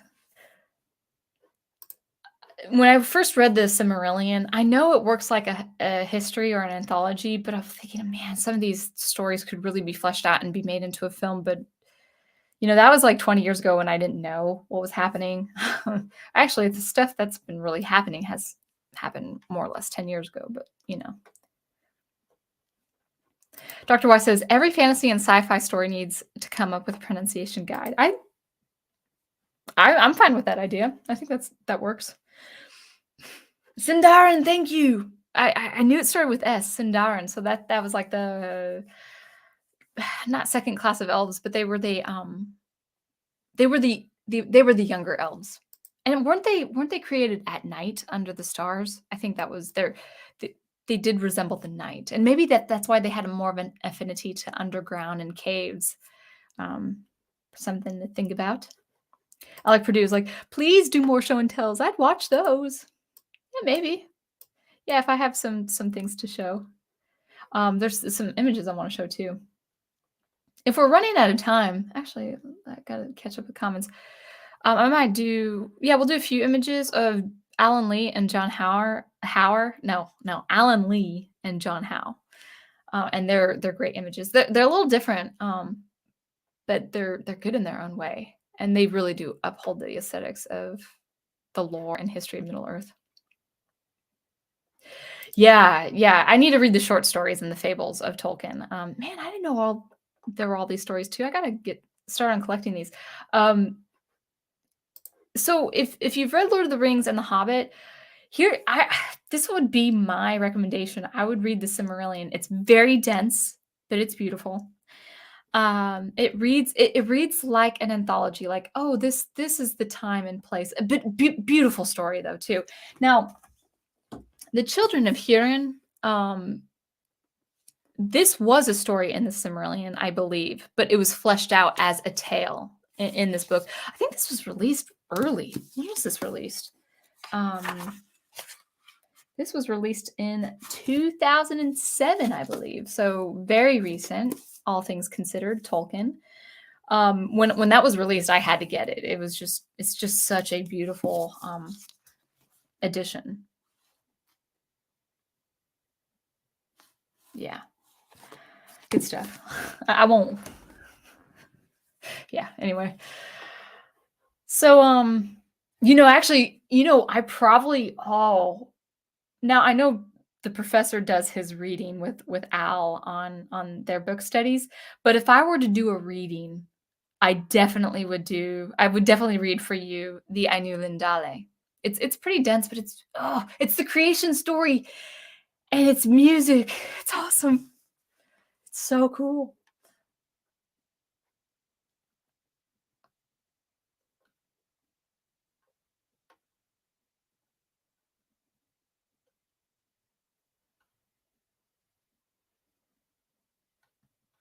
Mhm.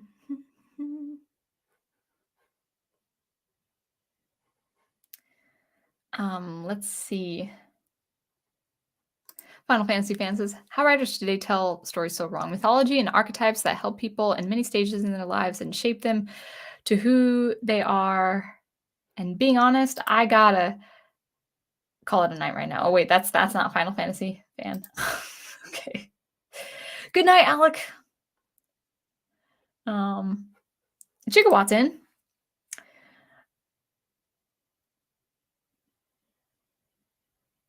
Oh, okay. I'm sorry, I'm just reading the comments.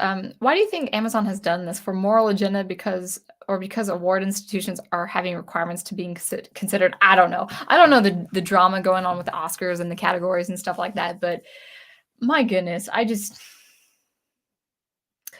yeah, I why would you make Tolkien look like Game of Thrones is what I want to know.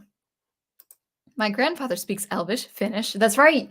I think the Sindarin were based on Finnish. If I have this right, I think the Sindarin language was based on Finnish and the Quenya language was based on Welsh, if I remember that correct. Speaks Elvish, but he's always had short hair. Maybe he's the perfect candidate for Rings of Power. I think your grandfather's meant for better things. Good to have you. You look like a new person. Welcome. Oh, okay. Let me finish your thought, Final Fantasy fan. Let me read that again. So there were some comments between your comments. Okay, let's do this quickly. How writers today tell stories so wrong. Mythology and archetypes that help people in stages in their lives, in many stages in their lives, and shape them to who they are. And being honest, nah, let's lie to people. Let's subvert and flip things around and make it weird or get out an agenda and make character stereotypes get the audience we're different because that's cool. Yeah, it's kind of interesting that they're against stereotypes and then still portray people in a stereotypical way. I'm actually not against stereotypes. People might say, "Whoa, whoa, that's prejudice." Actually, stereotypes is based on truth. I'm not saying overuse stereotypes, but like, I have a character in my science fiction story of a certain ethnicity. Now it's from a different world, but they still use the same names that we use because there might be some terrestrian, history. So it's easy to say, oh, okay, you're using the same names from a past world or galaxy. But she is of a specific ethnicity, and she has a function that could more or less be a part of that ethnicity. Not really, but people might think of it that's like, oh, well, that's so typical that you would use that ethnicity for that role and stuff. And like, hey, man, what I think is beautiful, and it's perfect for her character. And if people have a problem with that, then whatever. If people accuse it as a stereotype, I don't think it's a stereotype. But if people were to say it's a stereotype, because of some presumptuous thing, then whatever. All right. Saint Joan of Arc was incredibly inspirational. I need to know her history a little bit better because I only remembered learning about her like in the 8th grade. So I definitely have to learn that. Final Fantasy fan says, "Let's not inspire hope. What a bunch of talentless hacks." Let's go through a few more comments and then we'll I might have to take like a few minutes a break for a few minutes, but I wish I could play my music. Unless you're making a horror story where you have to provide so much suspense or tragedy where you provide some catharsis, then sure, but storytellers instill hope and again inspire hope. Well, we need inspirational stories. Like, with everything going on in the world today, regardless if it's actually happening or if it's media hyping it up, we have to be careful because the media can really hype things up too. They can say anything and we'll believe it. But there are very serious things happening in the world right now.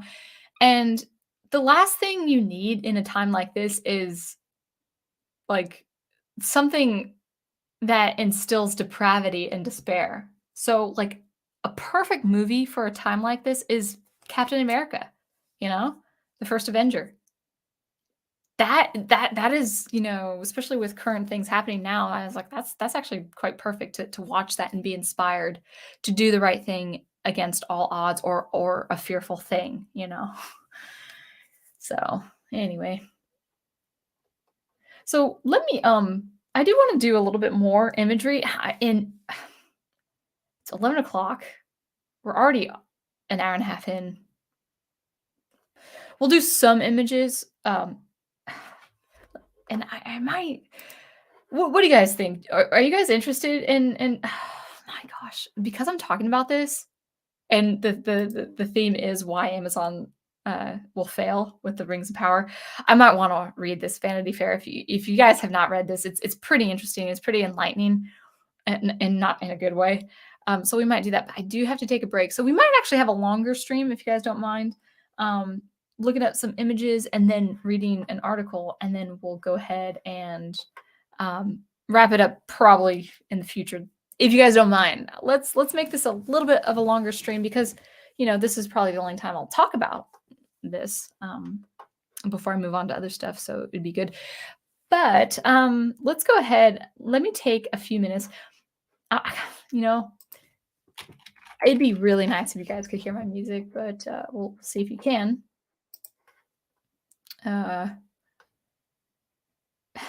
Honestly, yeah. So I'm gonna just try it. If you guys can't hear it, then that's fine. I'll just take a really fast break without music. But let me go ahead and share my website real quick and see if this works. Probably does not work. So you can see that looks good. Oh, I need to share audio. Let me share audio. How do I share audio? Well, I stopped it. Hold on one sec. Share screen. Oh, I had it checked. There you go. Let's see if you can hear this. If you can't, just that's fine. We'll just have a silent break, and it'll only be like 2 minutes.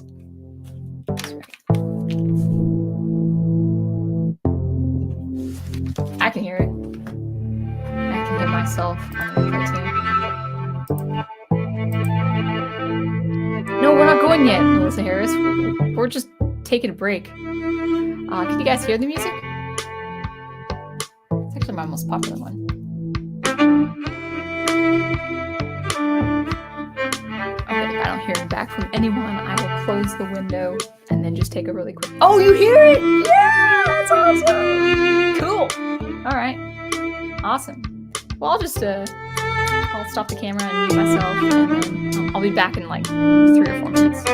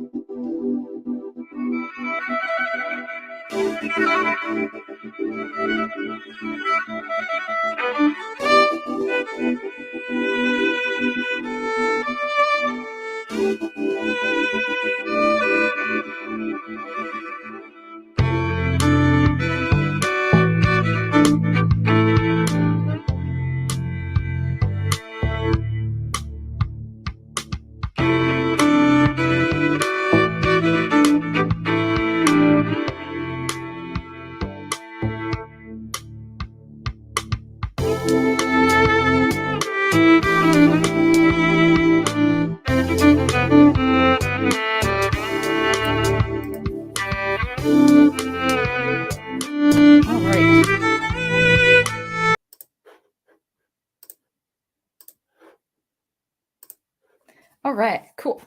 Awesome.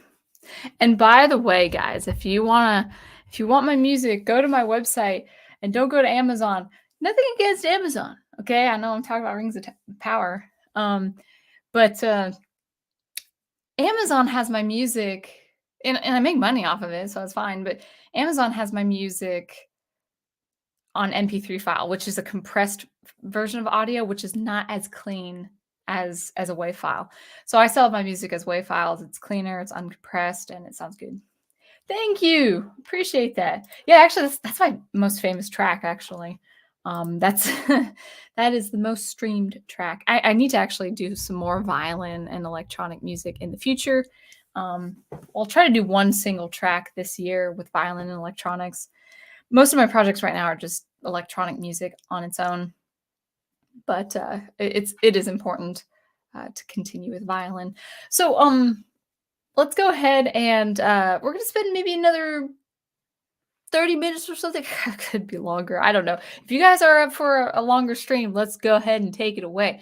Let us first, before anything, just see some nice concept art for Lord of the Rings and Middle Earth and all of that good stuff. So I'm going to share first. Let's see if we can see this. We're going to start with Alan Lee. So you can see that. Perfect. Alan Lee. Just a few images just to see what that looks like. So we've got the entrance of the mines of Moria with this beautiful stark, blue with the white and the gray of the water. And he uses muted colors and he uses white lines really instead of, outlining things in like a darker tone, which is great. And I love that. I love that kind of look of it's like a misty look, it's supposed to look aged and fantastical at the same time. So I think that's really good. Let's continue. This is a beautiful one. I love the look of Galadriel here, except I think the feet of the hobbits look a little, can you guys see that? Dang it. I just realized I'm blowing up these images, but you're not seeing that because it opens a new web page. That's okay. All right, we'll go ahead and get rid of that. So see if you can see. So it's gonna be a little harder to see. Yeah, it is a little harder to see, but you can see images of this just by looking at Alan Lee. But she's just got that beautiful, just long, flowy mantle, and looking down at them with a lot of care and concern. And the hobbits kind of look a little frumpish because they're hobbits. They're supposed to look like that, especially compared to Galadriel. What's another good one? I'm trying to find something with a little bit more contrast, but here's Isengard. These are so small. I just realized how small these were. So you might not be able to see them too well, but that's all right. So Isengard, that's perfect. I'm so glad that Alan Lee made Isengard look the way it did for the films. And then also just Gandalf and all of that. I wish it would blow up. Maybe this is a server thing or a browser thing, but I wish it would blow up on the page. That's actually a really nice one with the small hobbit Frodo and Gandalf, who is large. He looks a little cramped, smoking his pipe there in Bilbo's home. So there is that of Alan Lee. Oh, and also oh, we saw the Grey Havens with the cover. So we'll continue on. But Alan Lee's great. Just if you can find the books, we'll go ahead and stop sharing. If you can find books that has or that have his illustrations both in the story and then as a book cover, like Children of Hurin, even if it's expensive, I would say go ahead and get that. It's really worth the investment. All right. Next on the dock is John Howe, which I heard he was a part of the Amazon show. I hope he left. But yeah, I can't fault him for wanting to be an artist, participated and stuff. But he knows Tolkien though. I mean, he's an artist for Tolkien. Let's go ahead and see his art. I like Alan Lee as far as the style and the how like the look of it, but I do love the contrast and in colors and lines for. Let me go ahead and share with John Howe's work. There you go. Let's see if you can see that. All right. See, I love the contrast. I mean, that looks just really striking. A really popular one is Frodo at the ford, and then you've got the look at that angle of the cloak of the Black Rider. It's just great, and that long sword, and Frodo on the elven horse there. Beautiful contrast here with. Oh no! What happened? Did it work? Okay, there it is. Beautiful contrast here. Beautiful way of using orange and black and blue and gray and purple. Just probably not anything more than 5 or so colors, and it has just so much drama. So it's so dramatic there. Here's another one with a good contrast with Frodo and the kings. The dead kings, the Nazgul. I think that's a really striking look there. What else is a good one? Oh, I love this one. I see the Fellowship. The beginning of the Fellowship here. It's autumn. It's going to get into winter soon. The hobbits traveling with Aragorn. I really think that orange in the sun is just the way the light is cast on that tree overlooking the Weathertop Hill, with the dark shade of night or storm with Aragorn, just making sure he's looking back, defending the hobbits as they're journeying up the hill. Oh, it's so good. And actually, when I was listening to the Fellowship on my road trip, the sun actually cast its light a lot. I mean, when you're crossing the great American landscape and you see just spectacular sunsets across the flyover states, and places like Montana and bits of Idaho and stuff like that with these kinds of trees. It's really evocative. It just really evokes the imagination. So I can see this kind of look, this orange fall look for Tolkien's story there. This is a good one too, with the red and Gandalf with his gray white color there, and then the Balrog with the red and the black. It just looks so good. I love Alan Lee, but there's something about John Howe with his contrast and his use of colors there. And we'll do a couple more. I don't know if this is this is good. The writing to Minas Tirith, that's good. I love that with Shadowfax. The Hobbit Hole, I didn't know if that. I guess that is also by John Howe. That's how I picture Bilbo's entryway. Just the arch, circular arch there with overlooking Hobbiton. I don't know about the tile floors. I just don't imagine tile floors for. I don't picture a plot of dirt as a floor, but I don't picture tiles. But we'll see. To each his own as far as how to interpret that. Any older stuff? This is a real famous one.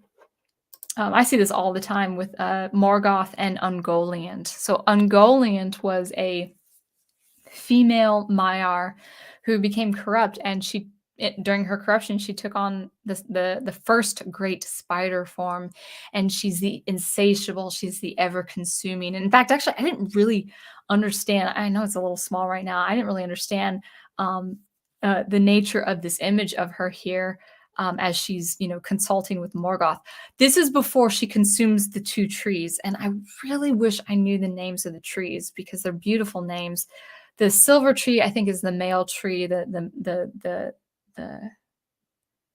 icon of night, and then the female tree is the golden tree, the icon of day, and she consumes their light. You can see her draw the light right now here. She's eating it up. But I didn't see this before. But under her belly are all these skulls, which is really a provocative image of consuming people, in their death and carrying their death with her. She's even more terrifying than Shelob. Um, she I'll just tell it's a frightening story, but her her she was so consumed by eating the light, and Morgoth steals the Cimarils, the jewels of the light of the Valar, and he wants to keep the jewels for himself. And she is so caught up in her consuming and drawing the light and sucking it, and she's never satisfied. So she wants the jewels, and then she starts trapping Morgoth in her webs so she can take the jewels, and he's calling for help, and his Balrogs, his servicemen, come and chase her away with whips of fire. It's a pretty dramatic scene. But she hides in the mountains, and she starts breeding the offspring that we see in Mirkwood, and also with Shelob, characters like Shelob.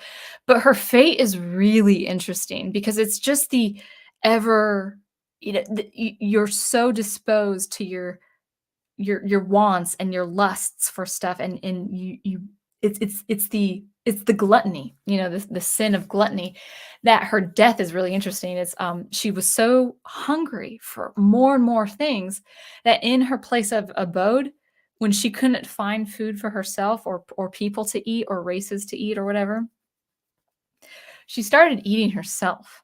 And that's how she was killed. She started gnawing on her own, she started gnawing on her body, this cannibalistic, thing, because she just couldn't stop her, consumption. And I think that's a really powerful image of what sin can do, and what pride and what gluttony can do, especially. So I guess we won't stop on a spider picture because that's frightening. Lots of good pictures there. The famous one, there's that famous one of Gandalf. Well, let's do this one.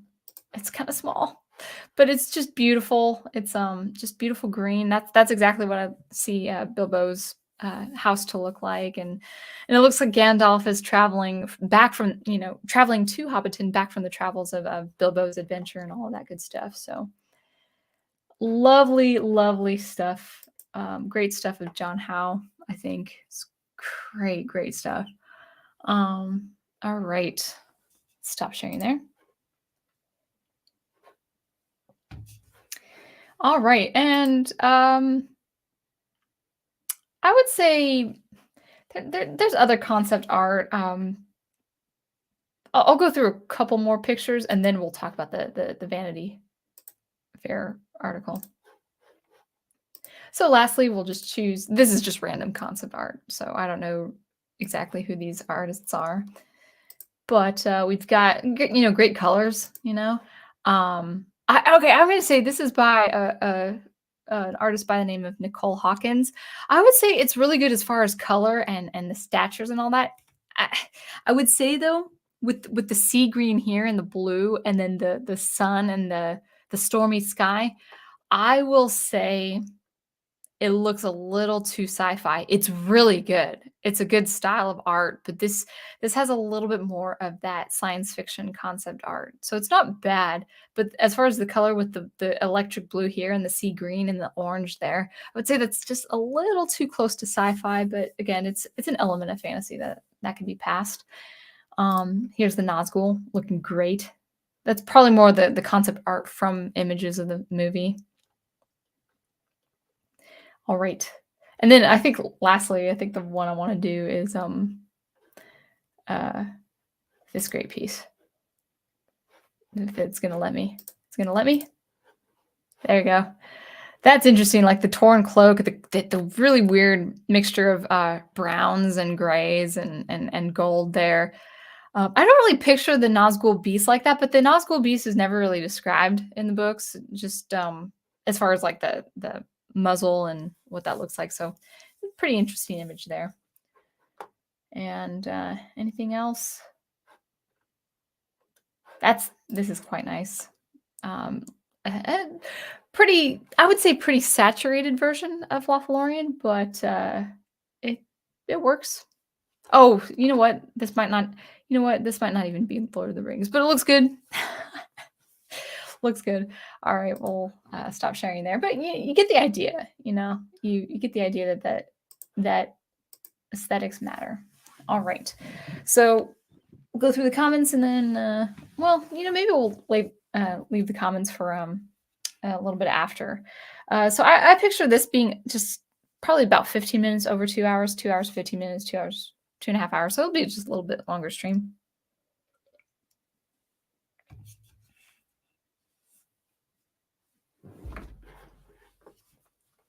Oh, Professor Geek is giving me a tip. Copy the URL of the open tab and paste it into the shared tab of URL. I'll have to practice that because I don't know what to do there. Yeah, probably. Hopefully, it didn't look too crunched, but at least you got the somewhat of the images and the color, at least the color of it. Yeah, a shame about the spider lady. Yeah, she was a servant of the gods, and she had pride and gluttony, and she took on the form of a spider, the first great spider. It's very interesting, you know, an actual image of what you can become, like transform to, you know, when you really truly become evil. Very, very interesting. Dr. Y says, you have introduced me to a new artist to look up. I love concept art like this. Yeah, well, they're the two artists that worked with Peter Jackson. That's how I know them. They're very different in style, but I appreciate both their styles. All right, so if you guys don't mind, let's go ahead and read through this. I'll be sure to share it. I don't know how long it is, but it's just insightful if you guys haven't looked at this already, and then we'll wrap it up. But let's give this a few minutes. Yeah.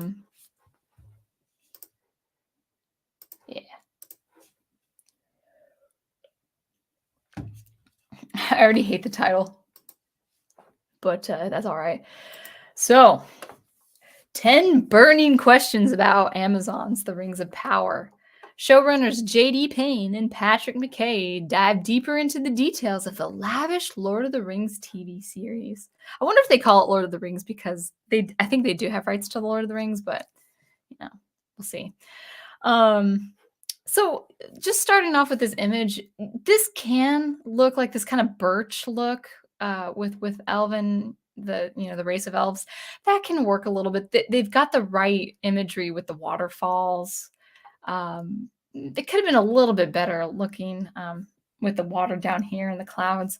A little bit more fantastical than birches, because like, if you go through the what is it, Nantahala mountain pass, between Tennessee and North Carolina, you can see just as beautiful of this. So they need to add something a little bit more. The colors are right, but they need to add something a little bit more to the fantastical.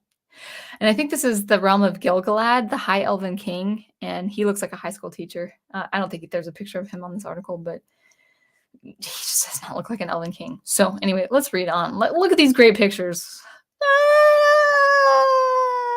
Like, what is he doing? Is he like screaming at the orcs like, I hate you? Anyway, let's go ahead and read. Last week, Vanity Fair exclusively unveiled the first look at a number of characters and locations for Prime's Video's The Lord of the Rings, The Rings of Power series. J.r.r. Tolkien fans got another good look at this new Middle-earth story when the first teaser debuted during the Super Bowl this Sunday. Because you know what? If it wasn't the Super Bowl, no one would be watching. Just saying.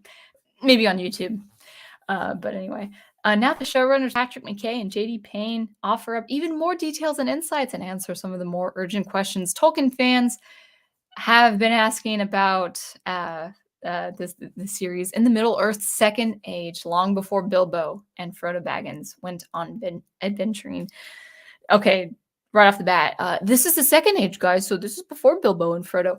Tolkien fans would know that already, so you don't even need to say that. It's presumptuous writing, like, oh, guys, we got to educate you. Second Age, see, they were the Third Age, so it was before their time. I'm gonna be a little bit cheeky when it comes to reading this.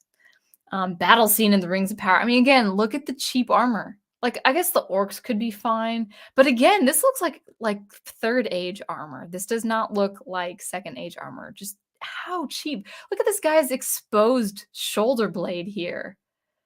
Are these supposed to be elves? And look, if he's supposed to be an elf, look how short his, or not, well, his ears I think are long, but his short. Look how short the hair is, and one second. I think okay, just checking. I thought I may have seen an ungoliant in my room, but I was mistaken. It was a cord. But anyway, what was I saying?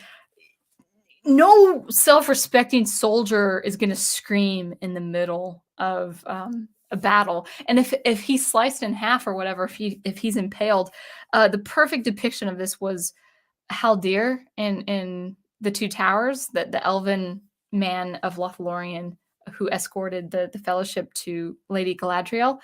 When he was impaled, he had this kind of shocked expression, and then he keeled over. It's not gonna be like, ah. So I don't know why he's screaming. That's aesthetically not appropriate. All right. I don't. Oh, darn these ads. They're not shows. They're ads. What will it look like? Oh, excuse me. The question is that this is the first question. Will it look like The Lord of the Rings? Well, you be the judge, right? What have we been saying about aesthetics? In creating this new story, McKay and Payne's goal was, in McKay's work, different but familiar. That's, Kevin Smith with He-Man, probably J.J. Abrams with Star Wars. No.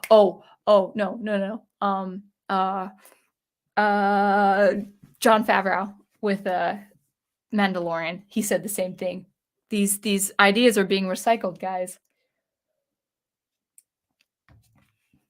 While the series is not a precise continuation of Peter Jackson's The Lord of the Rings, it can't be canon because they don't have the rights to that. They have the rights to The Lord of the Rings, but not Silmarillion stuff. It shouldn't clash with the cinematic world fans have come to know and love. Well, yeah, it shouldn't. That's pretty good to know. Actors like Morfydd Clark, Gladriel, and Robert Aramayo, Elrond, were cast in part because they could age into the older versions, played respectively by Cate Blanchett and Hugo Weaving in Jackson's films. Even Benjamin Walker, who plays Gil-galad, bears a striking resemblance to Mark Ferguson, who appeared as the Elven King in the non-speaking cameo of the Fellowship of the Ring's prologue. It's worth remembering, if only for legal reasons, that this is not the exact same world. Well, that's good to know. The production design, though similar, is not trying to match the Jackson films. Not only should you match the Jackson films, but you should exceed the Jackson films because the Second Age looks a lot more majestic than the Third Age. This is the trajectory of Tolkien's work. From the creation, from Iluvatar creating the beings, to the realm of the Valar, to the first age of the Eldar, to the second age of the first and second, the first generation of elves, to the second generation elves, to the generation of men, to the third generation with Sauron and his rule, to the hobbits, to the fourth age when it's the rule of men. You've got this trajectory. of something divine, majestic, and fair to, dare I say it, the mundane. The fourth age was really supposed to be okay, that this is the world of men now. We're starting history. Almost like as if Tolkien was ushering in the actual history of the world. I'm being careful when I say that because it is a separate world and he made it to be a separate world. But by this logic, the second age should be fair and it should look much more divine and majestic and fantastical than even the third age. You see this in Lord of the Rings where there are statues and ruins and places that the Fellowship sees of some rich history behind it. So not only should you match Jackson's look of Lord of the Rings, it should even look better because of the second age and because we are 25 years later in the technological making of films. So anyway, see how they're trying. Oh, we don't want to be as good as Jackson. Well, that is certainly true. Good job. That almost sounds like an excuse. It's worth. Oh wait, I just said this. So they're not trying to match the Jackson films. For example, King Elendil's legendary broken sword Narsil, which debuted on one of Prime Video's promotional posters, does not look identical to the one eventually reforged and used in Viggo Mortensen's Aragorn in The Return of the King. That's a really long-winded way of saying, hey, we're actually just not going to make it look like what you saw with Peter Jackson's trilogy.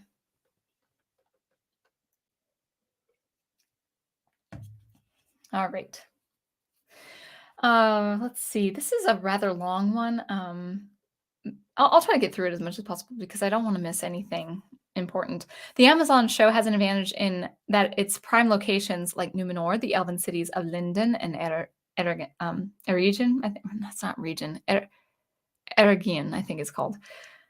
That doesn't even sound like a name. I wonder if they made that up, but I don't know. And the intact dwarven city of Khazad-dûm didn't play into Jackson's films. In The Rings of Power, one of the most identifiable Middle-earth landmarks, the Great Tower of Barad-dûr, where Sauron's flaming eyeball sits, hasn't been built yet. Thank you. Thank you for that lecture. Nor has the Black Gate of Mordor or the Doors of Durin. The Rings of Power costume designer Kate Hawley, and she needs to do a better job. We'll get into that maybe later. Who worked on Jackson's Hobbit films as well as Guillermo del Toro's, I don't know how to pronounce his first name, lavish Crimson Peak, is creating Middle-earth fashions that existed thousands of years before Liv Tyler's Arwen draped herself in endless velvet. Here's the thing. Those dresses of Arwen Liv Tyler wore are just beautiful. And they're not going to show that. They're not going to show that. And it's really sad.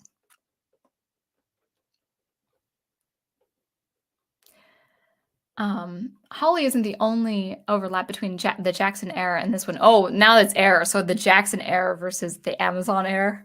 John Howe, a beloved conceptual designer, who worked on the films, lent his talents to the Rings of Power. We're very lucky to have some alums that had experience in Middle-earth come back in, Payne says. Very lucky. Interesting. We were the beneficiaries of their experience of having worked in Middle-earth before. We reached out to Peter Jackson, but between COVID and his schedules and our schedules, didn't manage to actually get together for coffee, but certainly would love to at some point. I would love to know what Peter Jackson thinks of all this, but like, I'm not saying this is true, but it certainly wouldn't surprise me if he had absolutely no interest in affiliating himself with this project. McKay adds, our only relationship is as that's an incomplete sentence. Okay, I'm going to skip that sentence because it's incomplete. The pair were quick to point out that the Jackson films were not their only inspiration. Oh, okay. The universe that this show wants to be in is Tolkien's, and that's an umbrella over Peter's films. And Led Zeppelin, John Howe's paintings, and the Hobbit cartoon. Okay, so it's like a hodgepodge of inspirations. But just because you have a hodgepodge and all these inspirations, you still have to have one singular vision. Okay, next question. I don't think I'm going to read all of this, but this is the next question. How much CGI should audience expect? As fans will have already seen in the Super Bowl teaser, there are plenty of innovations for digital effects of Rings of Power, but there's been a recent movement led by Lucasfilm and Star Wars is key in both genre filmmaking and its fandoms away from the. Let me say this, but there's been a recent movement led by Lucasfilm and Star Wars in both genre filmmaking and its fandom away from the over reliance on digital effects. Well, that's not true of Lucasfilm right now. They're working on more immersive technology because of the pandemic restrictions. So at least in recent projects, they have been more on set with immersive stuff. And I would caution against that with something like Lord of the Rings. What made the Lord of the Rings world so powerful was the work of miniature sets. Anyway, McKay and Payne had a keen interest in the practical effects and real-world locations, which didn't always align with their admittedly enormous budget. Why didn't it align with their budget if they had a really big budget? If you have a really big budget, you can travel anywhere, okay? And you can create a lot of sets too. All right, I'm not going to go into the detail. Let's see.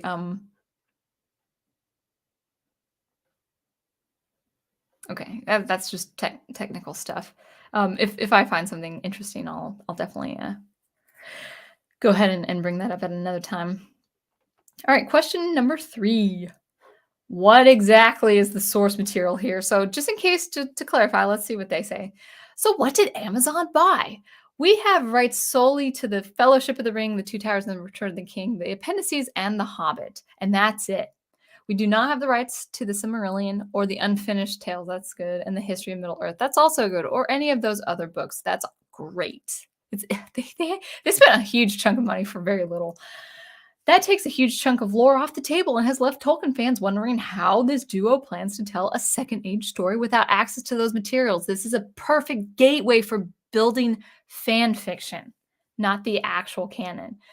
There's a version, they say, there's a version of everything we need for the second age in the books we have rights to, McKay says. As long as we're painting within those lines and not egregiously, I can't pronounce that word. Egregiously. Sorry, guys. It's one of those stream moments where I can't pronounce the word. Without contradicting something we don't have the rights to, there's a lot of leeway. Okay, so we're not going to contradict what we don't have rights to. So therefore, there's a lot of leeway and room to dramatize and tell some of the best stories that Tolkien ever came up with. Well, if you don't have rights to those stories, how can you tell those stories? It's like their audience is dense. Oh, sure, you're going to tell us the best stories that he ever came up with that we have no rights to. Okay. Anyway. All right. So they have rights to small things like or smaller things. Actually, you know what? Nix this. We're going to continue because it looks a little bit more technical and not as much on aesthetics as I want.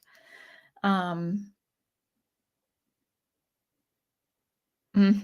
want to highlight this though. We worked in conjunction with world-renowned Tolkien scholars. Oh, Tolkien scholars is very subjective these days, and the Tolkien estate to make sure that the ways we connected the dots were Tolkienian. I haven't heard that word before. And gelled with the experts. I can't believe they said gelled. And gelled with the experts and the estate's understanding of the material. Okay, the estate, I don't trust. And Tolkien scholars, unless it's Tom Shippey, I don't trust them. Will it sound like the Lord of the Rings? Again, they're asking these fans are asking questions. Will it look like a Lord of the Rings? Will it sound like Lord of the Rings? These are questions that pertain to aesthetics. Jackson and his team had the advantage of working off of Tolkien's novels and could lift long passages of dialogue straight from the source. But McKay and Payne are building their story from sparser material. I think that's what they wanted. Here's what their love for Tolkien's language came into play. We start every single day of our writer's room with a quote from the books, Payne says.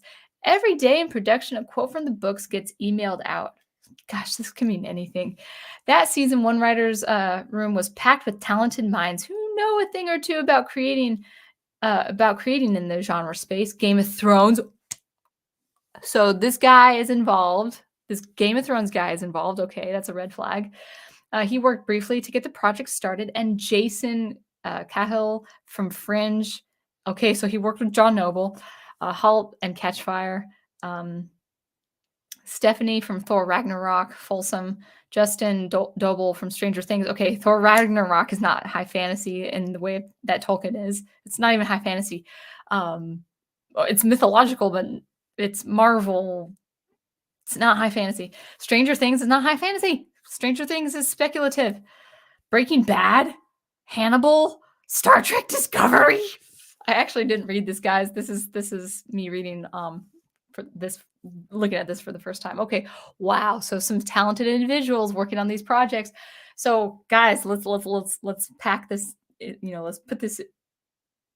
Let's rehash this one more or repeat this. I mean to say, man, I'm so discombobulated from this new knowledge. Game of Thrones, Fringe, Thor Ragnarok, Stranger Things, Breaking Bad, Hannibal, and Star Trek Discovery. These are the talents in the writer's room of this new show. That's all. Okay. Okay. But if you're still needing persuasion, here's what they say, guys. Oh, both Patrick and I, the showrunners, we have religious backgrounds. I spent a lot of time just reading those sacred texts. I was an English major at Yale. Oh, well, that's assuring. That reassures me quite a bit. I also spent a lot of time in Hebrew and working out in poetry and parallelism and inverted parallelism and all those rhetorical strategies of the poets and the prophets and all that good stuff. And Tolkien, sometimes we will play in that kind of sandbox. So now this is going to be an academic treatment of Tolkien. Now Tolkien he was a scholar, not a scholar, he was a professor and a linguist, but he was not an academic. He made creative decisions that the academics even of that time would have refuted. Big time. So if you're approaching an adaptation of Tolkien, you cannot be an academic about this sort of thing. Just saying. See if I can block this. All right, William, you were blocked. All right, so that's one thing. So cool. All right, look at this little hobbit female. She I don't think hobbits were really a presence in the Second Age, or if they were, they weren't known by elves and men. Okay, like even Eomer from the Rohirrim, there's like, oh my goodness, is that a halfling? I thought that was a myth. The Gondorians, they didn't believe halflings existed, or if they believe they existed, they're like, well, they're no concern of ours. That was one of the themes of Tolkien. It's like, oh, a halfling or a hobbit is bringing about the fate of the world, and they're not known. Only people like Gandalf and some of the elves knew of the hobbits, but the elves didn't interact with the hobbits. Only Gandalf of all of them interacted with the hobbits. So the idea of putting a hobbit as a protagonist in the Second Age is, again, it's not part of the setting. It's not consistent with the setting. All right, let's continue. Guys, I really honestly did forget these questions. Okay, talking about aesthetics, this is the perfect article to read. So another question fans are asking is, okay, but will it feel like The Lord of the Rings? Let's see what these showrunners are saying. I suppose that's up to you to decide, but McKay and Payne have spent a long time thinking about Tolkien's themes. Really. McKay points out that Peter Jackson nailed exactly the tone they're chasing. What I loved about those first three films in particular was Peter and his collaborators captured a unique blend of tones that Tolkien uses in his characters and his worlds. It's heartfelt, but it's complex and political. It's dark and intense, but it's also whimsical and funny and sweet. It's very rare to find an author who, in any medium, tries to. Oh, I hate this example they use. Okay, guys, let's say this nice and slowly. It's very rare for an author who, in any medium, okay, an author medium book. There's not any medium an author book. That's the first thing. It's very rare for an author to try to play every note on the piano. Okay. Let's say that again. It's very rare to find an artist trying to play every note on the piano. Okay. There are hundreds, if not thousands, of piano pieces where every note of the piano is used. So that is a dumb comparison. Not even a comparison. It's a dumb idea. They're trying to make it sound smart. Like it's like, oh, but Peter Jackson did this. It was dark and intense, and it's whimsical and funny. Okay, cool. I don't know the show Breaking Bad, but a genre piece like that can be dark and intense and whimsical and funny. Even something with a lot of edge. I'm sure Prof can say something like Daredevil is dark and intense, but there are moments of levity. This is not exclusive to Tolkien. This is not specific to Tolkien. So using it's heartfelt, but it's complex and it's political. So is every other genre and work in those genres. Sound Engraver's going on a rant. Do you guys mind? It's crazy. Here's our dwarf. This is addressing like, oh wait, during the fourth, I thought this was a character of the third age with Bilbo and stuff like that, but they clarify that it's not. So I'm not going to worry with that. What's the deal with the elf human romance? Yeah. Oh, and her dress. Oh my gosh, look at those boots. Oh, this looks like an MMO from the 21st century. I haven't seen these images before.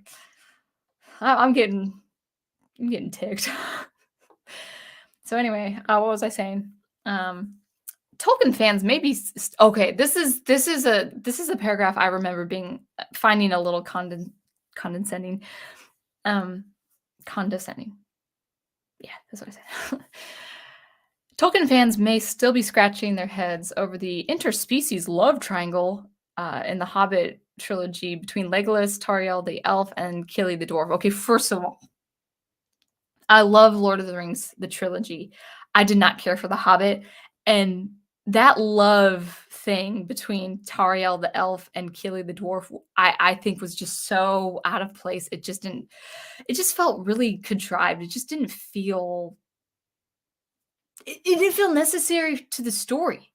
Like with Aragorn, it's really necessary to flesh out our Arwen just a little bit more. Now, she doesn't have to have a lot of screen time, and they actually cut a lot of her screen time after production. She was supposed to fight in Helm's Deep. They knew that wasn't a good idea when the fans reacted to that, and so they took it out. And she became just a person who waited for the return of her king, which is beautiful. And she had more screen time on film than she had time in the text. She's really seen more in the text of the anthology or the later stories after the return of the king, and that's fine. But first of all, fans didn't like the interspecies love thing between the elf and the dwarf because it just really wasn't a good creative call in the story. It didn't fit well. It didn't sit well, and whatever.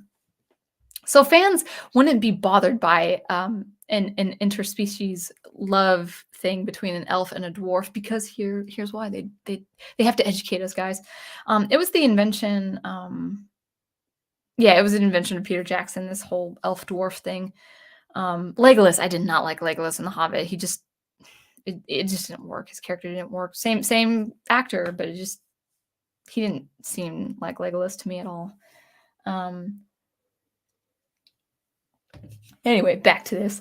But forbidden romances across cultures, though rare in Middle Earth, in the Middle Earth record, are of particular fascination to Tolkien. Two of his most famous lovers, Beren and Luthien, as well as Aragorn and Arwen, and then also I think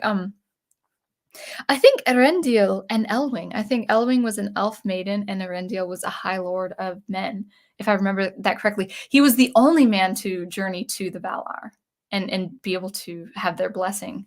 So so there is definitely no Tolkien fans. They don't care. they don't care that there's a, a a said love affair between a man and an elf. So there's that. Um, you could argue that the rarity of these love stories, along with the lesser known uh, one between Adreth and Agnor, is what makes this special. But these pairings speak to Tolkien's core preoccupation with mortality. Who gets to live forever? Who doesn't? And what would you give up to be with someone you love?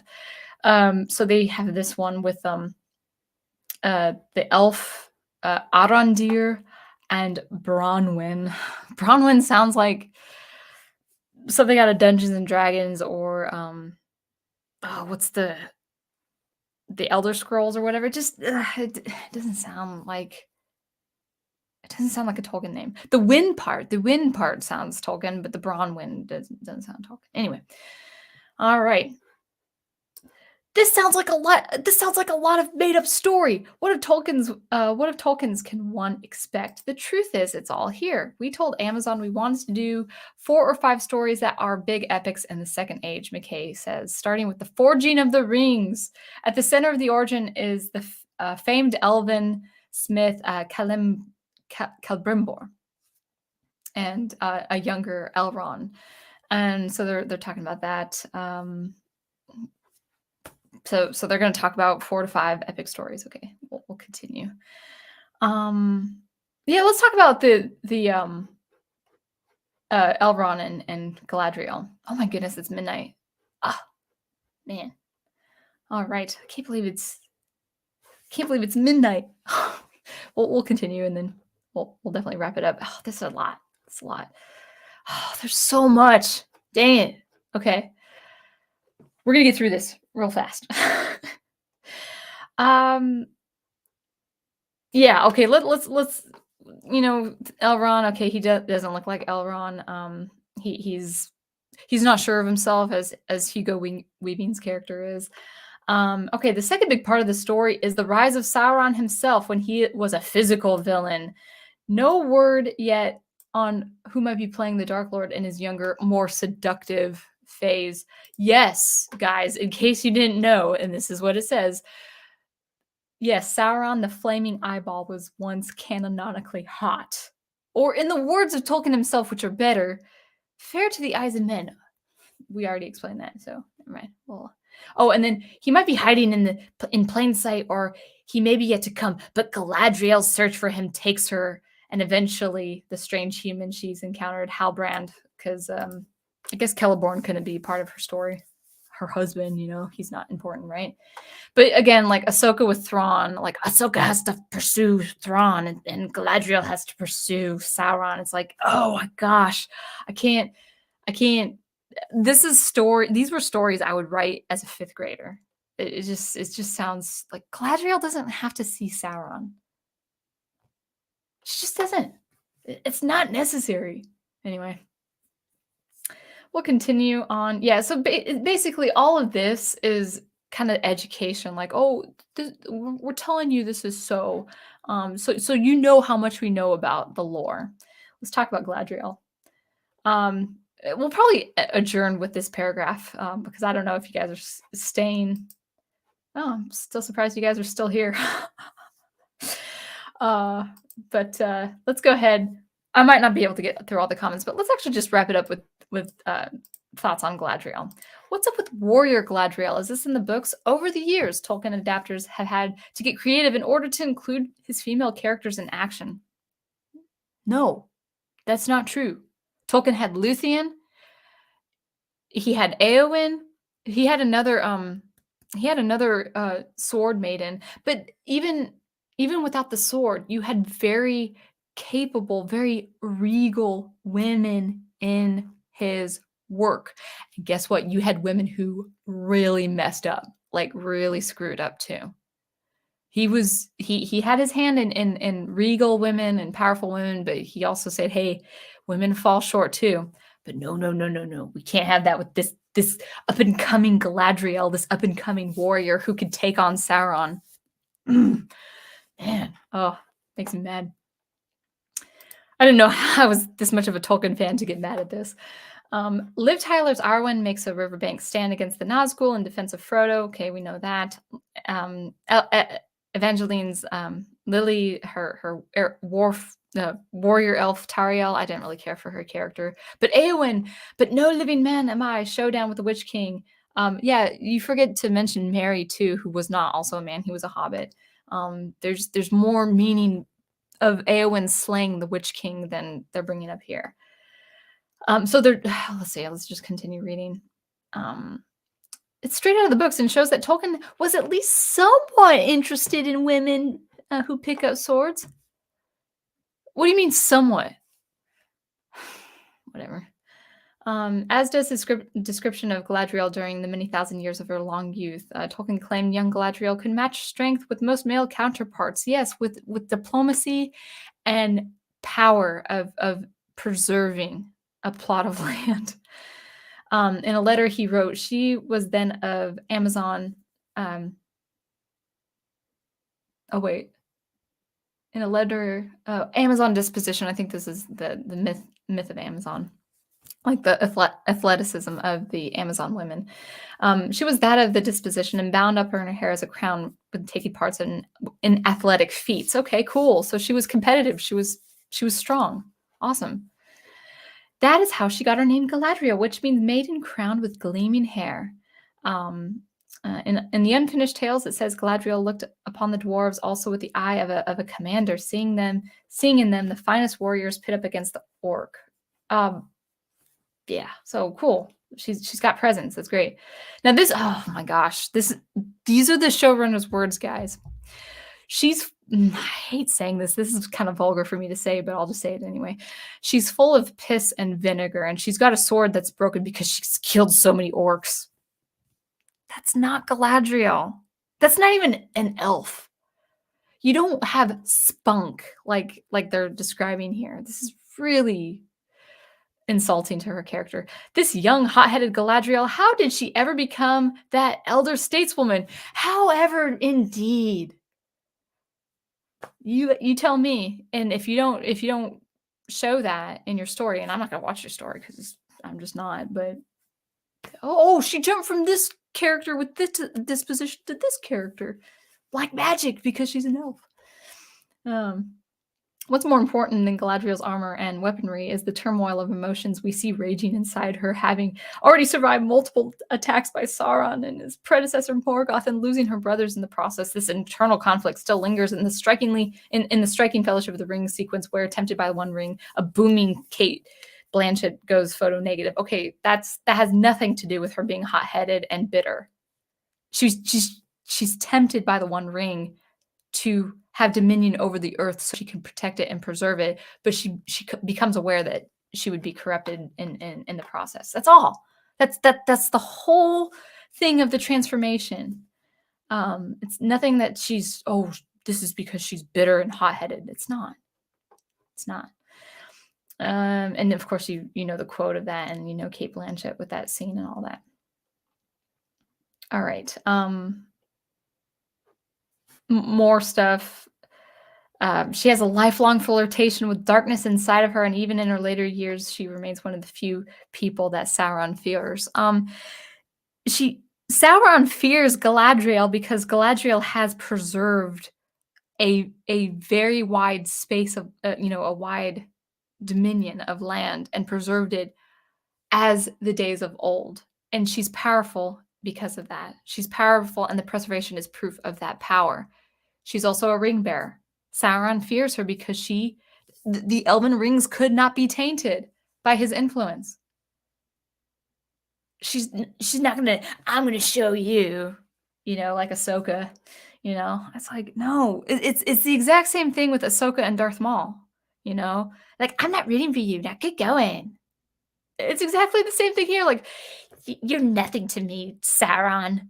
I lord over you. I mean, that's exactly what it's gonna be. It's just, oh man, it's gonna be bad. But whatever. Okay, and actually, I'll wrap it up there. Should fans be worried? That's a fan question. Yes, they should be. But they're saying no, we'll respect the lore. We'll respect it. So this is Vanity Fair. Actually, I'll just go ahead and I should have done this first. Actually, go ahead and put this in the description here. Oh, I can't believe it's midnight already. So we will go ahead and wrap it up here. We'll go through some comments. Oh, good, not many comments to go through, but that was too long an article to continue. We're at the 2.5 hour mark. This is the longest stream I've done in many months. But we'll go ahead and wrap it up in the next 5 or so minutes. But let me go through some comments. Let's see. Craig Wagner is here. Even though the live action movies are my top Lord of the Rings media, my favorite visual interpretation of Tolkien on the film is the Rankin Bass Hobbit: Return of the King. Speaking purely about visuals, yeah, and aesthetics and the look of it, yeah, absolutely, that's good. All right, so man, there's definitely more to talk about, and maybe we could talk about it another time, another stream, because there's just a lot to just go over. But anyway, again, fans are asking the questions on aesthetics. Will it look like it? Will it sound like it? Will it feel like it? What's up with Galadriel? Why is she this way? Well, yeah, why indeed? Again, setting and aesthetics, like the aesthetics of a place and a person and a thing and a story and the lore of Middle Earth. So all that in a nutshell is Amazon Rings of Power is going to fail in the long run. Maybe you'll be fiscally successful. Maybe you'll be even culturally successful, but just for a very short time. Just for a very short time. Why? Because they are not upholding the aesthetics of what Middle Earth looks like. They are not upholding and preserving the look of a thing and the essence of a thing, the essence of what Tolkien wanted for his Middle Earth. And they always gloss it. Now in the media, now you see, oh no, we're fans. We're going to tell you how much of a fan we are. Like, I'm a fan, you're a fan, she's a fan. This person on Stranger Things, this person on Hannibal, this person on Fringe, Thor Ragnarok, they're all fans. And we gotta learn from them, from the different genres, because they're fans. We promise you. That's the language now. It's like it's almost like they're trying too hard to tell you how much of a fan they are, but the proof will be in the pudding. It will not be. And if I may confirm, Al is probably asleep, so he can't correct me if I'm mistaken, but we'll get it out of him from the Lord of the Rings book study. Even Al, even perpetually sunshine Al, our friend, our sunshine, our ray of light, even he's not giving this show the time of day, which says everything about the show. Al is our proof that this show will not go well at all. So anyway, let's wrap it up just a little bit. Yeah, wonderful. Just a couple things on the dock for this week. I do plan on doing a short. I am troubleshooting in SuperCollider. It will be a very short video on SuperCollider. I don't think it will have commentary. It'll just be sounds that I'm exploring, because one is I'm still learning a few things, and it does take a lot of time to do a demo with my speaking and my camera. And I actually have a couple projects I have to get done this week that will take a lot of time. So it'll probably be a short, very short SuperCollider video, something experimental sound experimentation, and then we'll get into the more commentary on SuperCollider next week, maybe original music the following week. I don't have a topic next week, but of course I'm going to talk about something related. Maybe I'll talk, we're talking about Lord of the Rings. Maybe I'll talk about the score by Howard Shore of the Lord of the Rings. So we'll see. Something that inspires me. So anything that I do talk about, of course, it is inspirational. But anyway, that's on the dock. And then we've got a couple things. One is Catholic Bible Geek on Wednesdays. The professor, my wonderful prof, is doing an overview series of the Bible on his Catholic Bible Geek. Very short stream, between 30 minutes and 45 minutes. So something to look forward there. And then also his book study will be on the Professor Geek channel this Thursday with Allegiance, the Star Wars EU story. So that's good stuff to come. But yeah, thanks for the extra long stream. I'm a little tired now. I feel like that vanity article could have been a stream in and of itself, but that's okay. I think I got the gist. I think I got the gist of it. But in any case, thank you guys so much for watching and listening. And of course, until I see you next, keep producing the art and keep preserving, now more than ever, keep preserving the art you love. And I'll catch you later. Thanks.